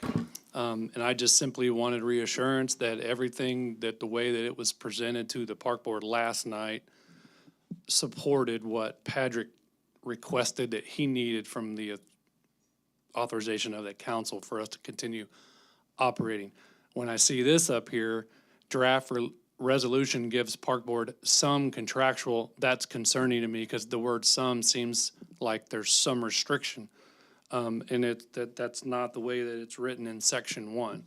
So that's a question that I have. I mean, I can just jump in, but one of the things would be previously the park board was entering into lease purchase agreements without city council approval. Bond council shut that down about 7 or 8 years ago. So that would be a contractual agreement that the park board can never make. The park board could never enter into a lease purchase agreement without the city council's approval. They don't have an EIN. There are some entities that kind of get them close, and then their tax council and their bond council jump on board and are like, oh, that park board doesn't exist, so they can't enter into this. So that would be an example of a contract that the park board could never approve. So that's why it's some. Are there any other examples on that front? That's just the one that is literally just popping off the top of my head. I think if we, honestly, from an architectural and engineering standpoint, if it wasn't utilizing the form, because the problem is that the architects and engineers, for some reason, even though, and our public works representative can nod to this, even though all of our form contracts are always included in every bid document, they provide significant continuous red lines that change the very substantive nature of the contract over and over and over again, even though we tell them not to. So that would be something where if an entity came in and said, we are not going to indemnify the city of Belton, that would be one that we would probably need to bring back to you to see if this city council was okay with incurring that amount of potential liability. Or sovereign immunity cap's 3.497 right now. Say somebody came in and was like, I'm only going to give you $1 million worth of insurance. So those kind of substantial substantive changes from just our city policy of contracting would need some insight. So going back to that joint meeting we had earlier this summer, my takeaway was that we wanted to codify how Parks operates and not substantially modify it. I think if we could get a list of the contracts that will require council approval, let's just bake those in and make it super clear. The second thing I'm seeing on this draft resolution that has not been part of the conversation, at least that I've caught, is that the charter clearly states park board must follow city policies and personnel, and then relating that back to the current charter in 2018, it sounds as though the provision that the city manager shall not direct or supervise the Park and Recreation Director or the Parks and Recreation Department was eliminated. That opens up a door for personnel involvement from the city manager. So there's also another line in the charter that says that they have personnel authority, so I've not even pushed that because of that line. Clarity's kindness, right? Let's and- bake that in.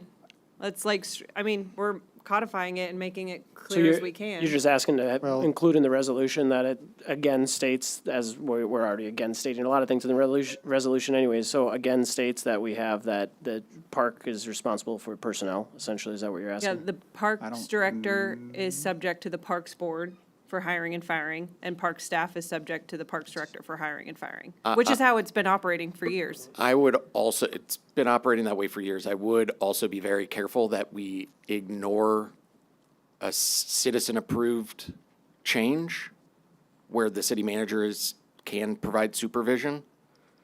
Because, I mean, the charter was amended, so like whenever we amend or change something, especially like a charter or constitution, typically, when it comes to interpreting that, we have to effectuate some interpretation. So from a legal and, I mean, I'll even say political standpoint, I want to make sure that we play within the boundaries of what the citizens did in 2018. And then, you know, there's obviously leeway within there, but I mean, like, the word is but I guess supervision, could it be performance review or consulting with the Parks Board on performance versus, I mean, to say follow city policies and allowing the city manager to direct or supervise the Parks Director and staff, like that's a big change from functionally how they work right now. and that was a functional change approved by the citizens of Belton. That's the issue. That was a charter amendment, and the charter's only amended by a vote of the people. Yeah. So that's like when I'm interpreting something, if it's a citizen initiative, like, here, I'll even pull it up because I had that doing it on another case. But like when courts interpret citizen approval, that citizen approval in ballot land or anything is supposed to be given the greatest weight, and the court is never supposed to set it aside. So that was a big change. So I want to make sure that, you know, we can delineate stuff, but if we amend the resolution to say the city manager shall have no supervisory authority over the park director or the parks department, that resolution term will violate the charter. So legally, what's the definition of direct or supervise? Does that include hiring and firing? So that is actually, it's in that same John Danforth thing. It's actually, weirdly, we are now in a situation where your guys' park board operates exactly reverse of a statutory one. Under the John Danforth legal opinion, statutory park boards, the city manager or city administrator can hire and fire, but they can't supervise. So you guys now have, the city manager can supervise, but not hire and fire, or at least the park board director. And Or the that's in park alignment with the director. charter? What was that? And that aligns with the charter then? Well, no, you're reverse. Your guys' charter says that Joe cannot hire the parks director. The John Danforth legal opinion says that a city manager can hire and fire a parks director. Your guys' charter says that the city manager supervises all departments and has had an express exception for the park board that was explicitly removed. So he can do that. He can supervise. Under Chapter 90 in that John Danforth opinion, the city manager cannot supervise. So regular, they can hire and fire, but they can't supervise. You guys can't hire and fire, but can supervise. Are you saying that's not legal? No, it is legal. It is 100% legal because you guys are a creature of charter. But I'm saying it's just weird because you guys are the exact inverse of how it has been, how it operated from 1949 until 2018. Completely flipped it. Clear as mud, thank you. Yeah. Go ahead. I'm struggling because over the last 6 months, things have happened that has opened my eyes, and I'm not going to get into things because it's not specifically parks. Some of it is parks, but it's other things. Where I come to truly realize that the citizens hired me to monitor their funding and about safety. And I have a hard time now that I've said that I am here to really be stewards of the citizens' money, getting rid of that job title and just letting the parks just do whatever they want to do with their funding. And I can't reconcile that in my mind where I'm going to take this serious. I'm going to look at every budget. I'm going to look at everything. I'm going to look at, because I was hired to do that. And back when the parks presented their, when everybody presented their budget, I just kind of casually went through it. And I regret that now. And so I'm going to struggle with giving parks anything that other departments can't do. And that has nothing to do with specifically with the parks. It has to do with, I'm not going to advocate my job anymore that I was hired to do by the citizens. And the citizens want me to monitor and be fiscally responsible. And if I just let the parks take off and do whatever they do, I don't think I'm doing that. And so that's my stand. Now, has, again, nothing to do with the parks, but it has to do with my stance of what I believe the citizens hired me to do.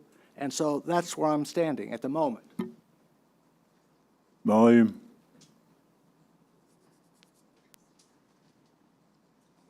There we go. Okay, I think this is a question for Patrick. Regardless of whether we adopt this resolution or not, whenever it becomes a final, not a draft, the city is still liable for any problems or enforcement of a contract made by the park board. Is that correct? Yeah, and that's why when I kind of mentioned the contract, the key here for us is that the contract is kind of the form that we've utilized, so that we know what it is and what it is we're seeking to enforce, and that under 432.070, we can ensure that it was properly approved and cause a contractor to have to follow it. All right, and just going back to that statutory reference, if it's, and I don't have it in front of me, and I'm not sure that, I'm sure that's the correct citation, Patrick, I'm not questioning that. But that, to me, read that it was singular, contract singular, not contracts plural, and that we, as the council, have to authorize the agent of the city to sign any particular contract. Am I misreading that statute? That would be a very plain language, ordinary and common sense of the terms utilized in that statute. I would say, however, it is not uncommon for cities to approve and authorize within like budgetary constraints and kind of lay that out an officer to execute certain contracts. One of the examples I would give is whenever a city goes through a condemnation process, you will always see that there's an ordinance that first comes before the city council or board of aldermen that states, declares the public necessity and the public purpose and does all this, but then grants the public works director or his or her designee the authority to, execute all documents necessary and to enter into easement agreements for the rights shown on Exhibit B, utilizing the forms shown on Exhibit A. So That is for a specific transaction, correct? yeah, and so I'm I sorry to interrupt you. I think for us, the easiest way to do it is to, again, recognize that parks operates within parks. So we kind of have a transaction or series of transactions that the city council is aware of via the budgeting process. And then a contract that contains the substantive legal requirements that are necessary for a contract to be valid under Missouri law. So I think that's the best route to go on this, mainly to kind of provide the park board still operating efficiency. But that's obviously ultimately will be a city council decision. All right, thank you. I have a question. Oh, go ahead. When we met, are you ready for me? Yes, go ahead. Okay. when we met at the joint meeting, I thought we kind of had decided or instructed Joe and, on our end, Joe, and to have a meeting with Brian, and that we would bring it back to the council and park board joint session again to talk about changes. And here we are without that happening, looking at a draft that I'm not sure is exactly what we want to do. So I'm a little confused about that. I'm also in the same boat as Brett, where, we are elected officials and are held accountable for this stuff. And I'm wondering why the Parks and Rec, which is a part of Belton, are not being held to the same standards that other department heads are. And that was something I wish we could have talked about at a joint session rather than this one, but, let's all have some transparency here. But I just have some questions about several things that I thought we could address in a different situation. So we've established that they're an administrative board though, right? But we don't want them to be an administrative board. We're taking that away from them. No, that is incorrect. Administrative boards, the planning commission is an administrative board. There are a ton of administrative boards. Their role and job as an administrative board is to carry out the plans and policies set out by the city council. That's Missouri case law on administrative boards. The issue is that in terms of administrative boards, park boards, usually nobody says anything. I work with a ton of cities that have Chapter 90 park boards that I've never even seen one of their members. And then an issue presents itself, but there's no case law to interpret it. There's no parameters laid out like we have for planning commissions and for boards of zoning adjustment and for TIF commissions and for, let me see if I can rattle off a few more, but 3 other administrative boards that the city has, and none of them make final decisions.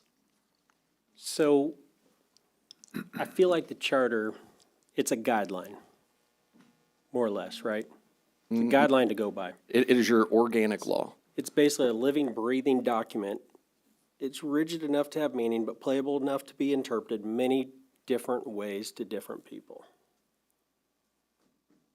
But it always is interpreted in the city's favor. And I want to hear from Brian. How do you feel about this? Because I thought we were all going to meet too and have a discussion. And we've kind of just gone around that situation. Mr. But Mayor, where's Brian at on chime this? in on the, before we get to Yeah, address, you there's been go a couple ahead, of Bert. questions about why are we not coming back together as a joint Parks Council to have this conversation. Brian and I worked on this, and if it gives the parks the essential authority that they've thought they've been operating under beforehand, we were in agreement that if they approve it, they agree, you guys approve it, then the issue's been settled. Now, if we want to change it, if we don't want to, essentially have what's been going on as it has been, or if I get some feedback as to such, my recommendation would be that our next step would definitely be another joint park board council meeting to address any differences that would be arising from this. So essentially what I'm saying is this draft is trying to allow them to operate as they've thought they should be and have been. If we want to vary from that, we probably ought to get together and have a conversation. Go ahead, Brian, go ahead. I just want to say, for the past 7 years since I've been here, I've worked very, very good with Patrick on contracts. I have worked under 2 separate changes to our purchasing policy, and I've been advised by our city attorney to change the language in that purchasing policy to where it says city manager, change it to the parks director, and where it says city council, change it to the park board. I've been given that directive or that advice from our city attorney 2 separate occasions, and we've approved that through the park board. We've been through, I think, with us catching up, Casey, I think we're only behind 1, so we've been through 6 audits, 1 state audit, and I've never heard of any problem with the way that we have conducted business as a park board. I seen the scores from the council, and I think Allison alluded to it earlier. I think we're in the top 3 departments, and we scored a 2.88 out of 3. And all of this seems to have happened since the Westover soccer field. This process, I'm hoping that we can get to a point. This is cloudy to me. So, and with some of the discussions, I'm a little bit confused on some of the charter discussions. I can assure you, our park board's going to want to have a joint meeting. Yeah, and I'll just address real quick. So unfortunately, I had to litigate this very issue for the past year and a half. So prior to giving Brian advice, I was doing what every other city attorney with a Chapter 90 park board or a administrative park board does. They go, how have you done it in the past? Oh, park board approved all the contracts? Okay, there's got to be something in there that my predecessor said was okay, so we'll go with that.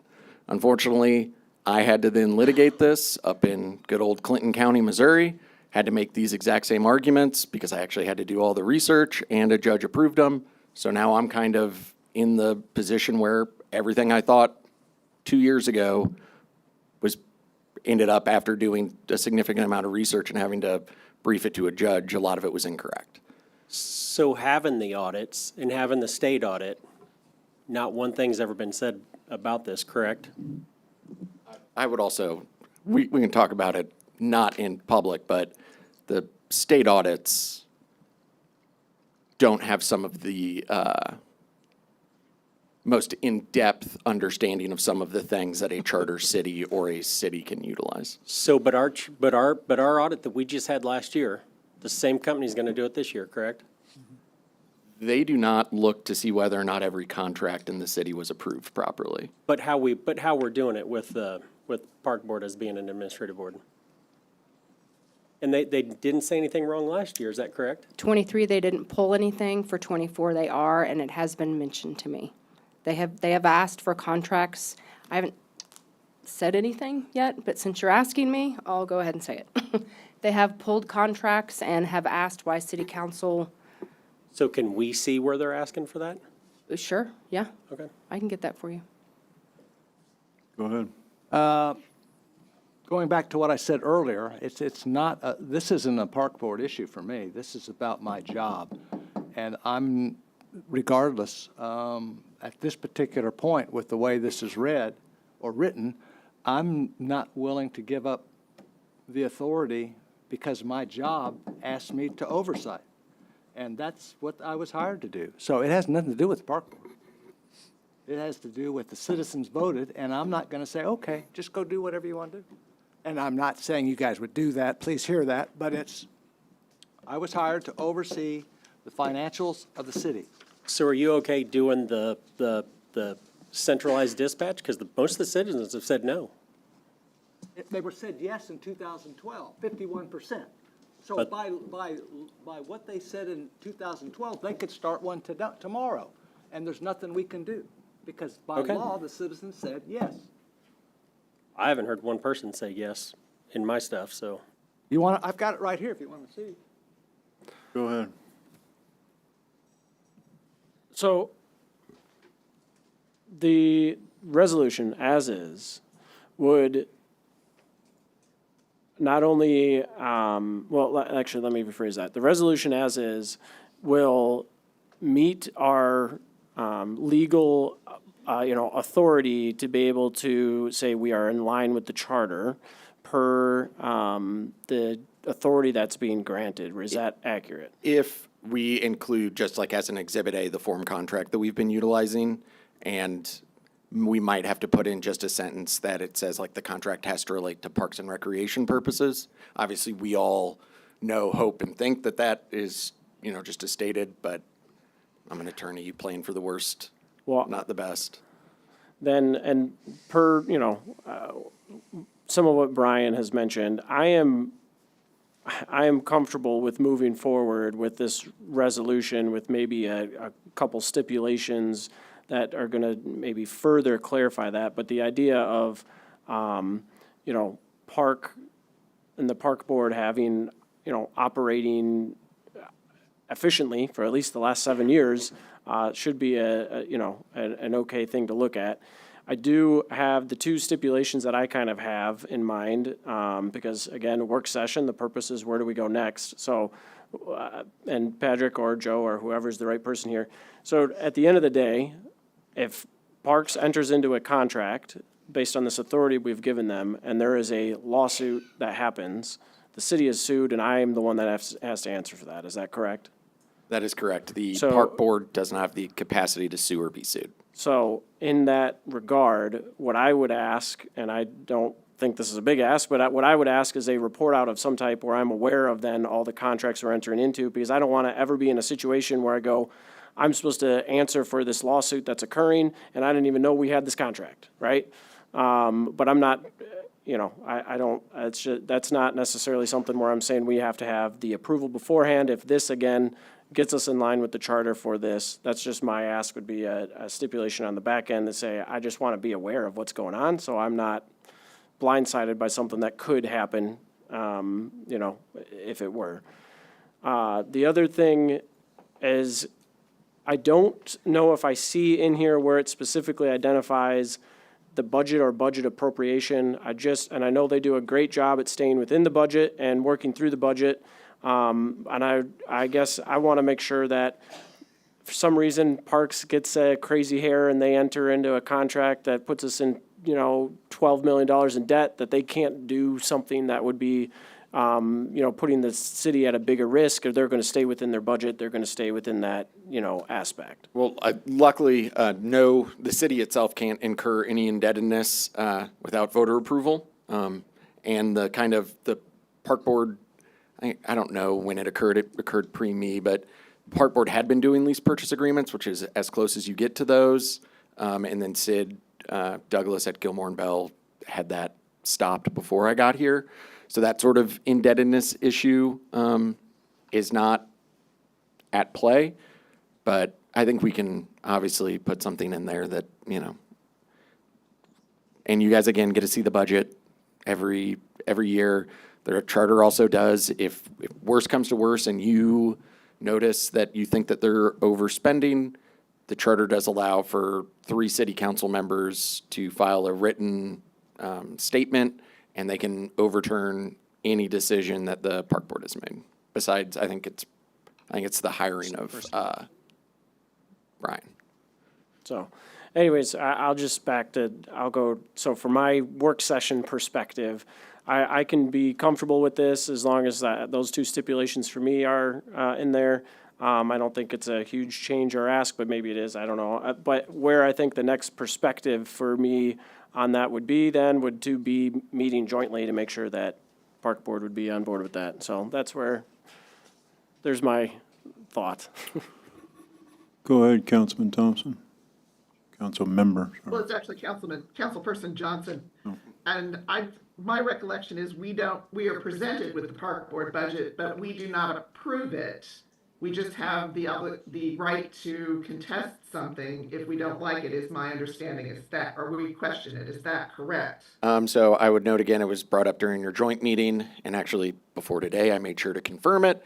The city council does appropriate the sales tax revenues. You have every budget online from 2004 till present. Every single year since 2004 to present, the city council has appropriated and transferred the park sales tax funds from a separate account into the park fund.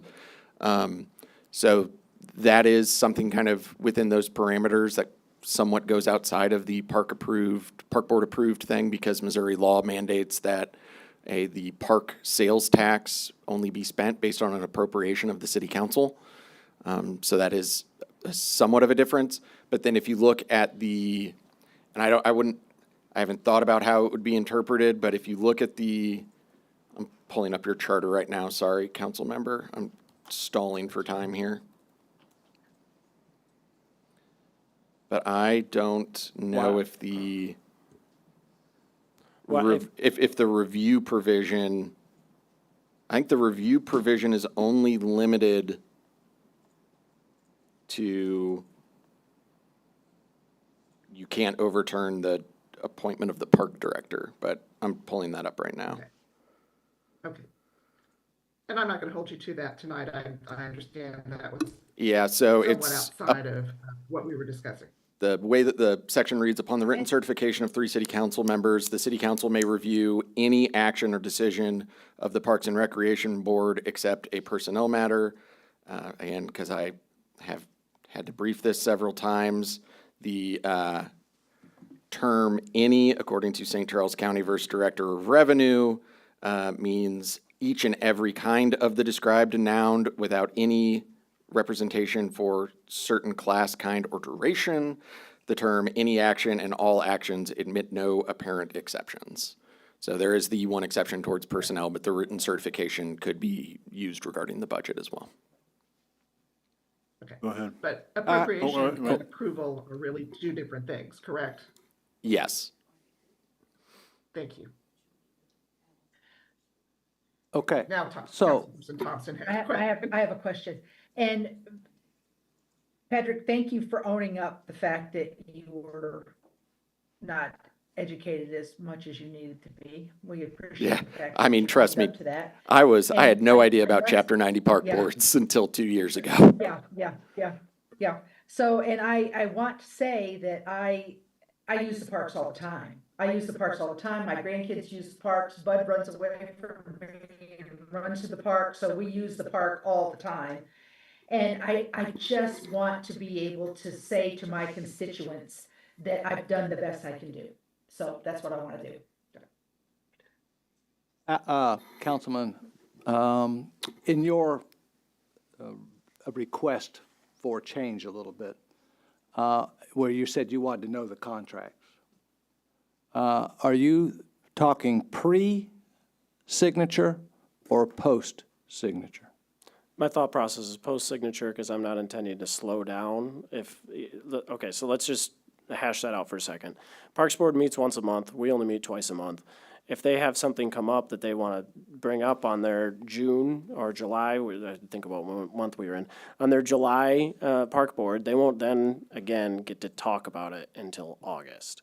So I would be comfortable, again, going with what this resolution says now. I'm comfortable with it as long as I get some kind of report out so I'm aware of everything, because I just don't want there to be a lawsuit coming forward and I was unaware that we were even in that contract, whatever it was. And not saying, hopefully none of that ever happens, but that's just my 2 cents, is I don't think I should be unaware.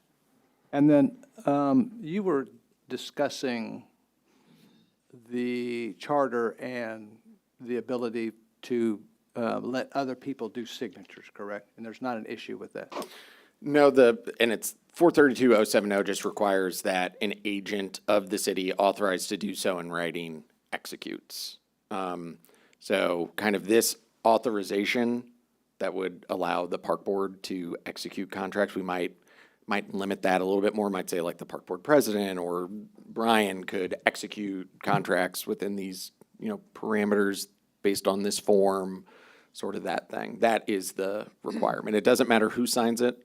It just matters. As long as it's authorized. Authorized to do so in writing. See, I could, when it comes to the signature, I have no trouble with, but my issue is if it would come before, I would have okay with saying, okay, I know about it. I've had the opportunity to know it's in the budget. I've had the opportunity to this.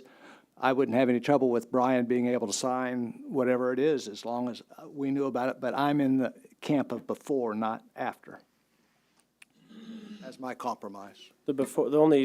Just because you asked me, I'm confident, I feel like Park would probably feel the same, which the only concern then I would, would be, we're then gonna somewhat substantially change how they are operating and potentially slow them down.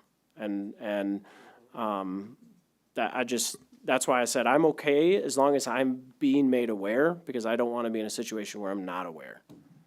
Well, they know in advance when they put their budget together whether they're going to be doing a project or not. And so when they put things out to bid, they could begin to tell us.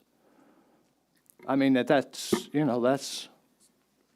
Not agree to, sure. What if they have an emergency, let's say something breaks at the pool and they need it fixed right away? I mean, that's not gonna be known. But the purchasing policy allows them to spend up to What a if certain it's- amount of money. So It's $100,000. I will state in emergency situations regardless, like with water main breaks, that those have occurred not infrequently in between city council meetings. We've had to just pay it, but then it does get brought back to council for ratification of the agreement after the money's been spent and the agreement's been signed. I'll add one tiny thing, and I know this is only a draft, but in section 3, that first sentence, specifically that first line, I think there's an extra word in there or something. It doesn't fully make sense. It says that in the process of the sale or disposition of property, either formally designated city park land, comma, and then it goes on. So the inclusion of the word either implies that there should be an or at some point later, and there isn't. So I think the word either just needs to be taken out. It's probably just not necessary. Either way, I know it's a draft. I'm not trying to, but. All right. Go ahead. So Patrick, on that, with the purchasing, that we have gone out and spent money, but taken it back to city council, right? Yeah, and that, the only way that, it's only been done for emergencies, and we had two options. It was either let a water main flood. I mean, if anybody remembers, when all the lines kept breaking in the Old Town area, that was when we had to do it, I think, twice in like back-to-back months. But it was either let everybody flood or really try and push this as much as we could. Which that goes back to my point, though. The charter is a guideline. Well, It that's is not- meant to be. Oh, I mean, okay, so Right. next time we have an emergency, we will make sure that I'm not saying not hundreds to. of I'm just those saying it's. And that's not a charter provision, that's a state Right. law provision. And there is a thread of case law that says that some emergencies can be acted But in upon, some instances, you can. Right? Which puts it back to a guideline. So where are we at? What do we want to do? So. I would like to have the group meeting with the. Yeah, I with think Park the Board. next step I think should we be a have group to. meeting with the park board. I agree. I want to hear their ideas. I would, I think at some point, right, this is, no matter what, this is gonna have to come before us as a vote, right? In one way, shape, or the other. So we don't necessarily need to have a pre-vote. I'm not suggesting that, but we need to, we gotta have something put in front of us officially at some point. So we do need to have that hammered out, and I think personally, from a work session standpoint, my recommendation is I would like to see those two, what I consider to be minor stipulations added in, and then I'd be okay with moving forward to this, to take this to in front of Park. Not to Has make this enjoyed- more difficult than it needs to, we can make that the next step if the council is approval or agreeing to that essentially. We'll make that the next step. The only thing I thought might be a consideration is, does the council want to come to a somewhat consensus on what they want, or do they want to just have the conversation with the park board and then come back and have the conversation? Is everybody okay with the document with the proposed amendments? I'm not, but I would rather have a joint meeting with the park board. I'm not okay with the draft resolution, even with amendments. Sound like a Yeah, joint, I'd like to see a joint meeting as well. sound like a joint meeting. We'll do the joint meeting.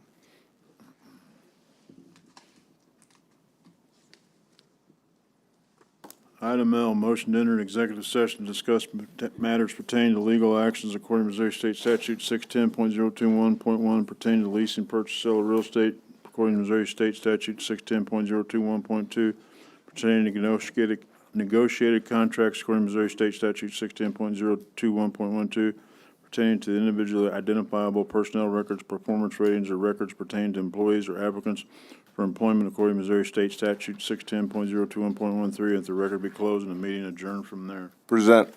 Second. We have a motion and a second. Any discussion? Roll call, please. Councilmember Pryan, Aye. Davidson, Yes. Thompson, Yes.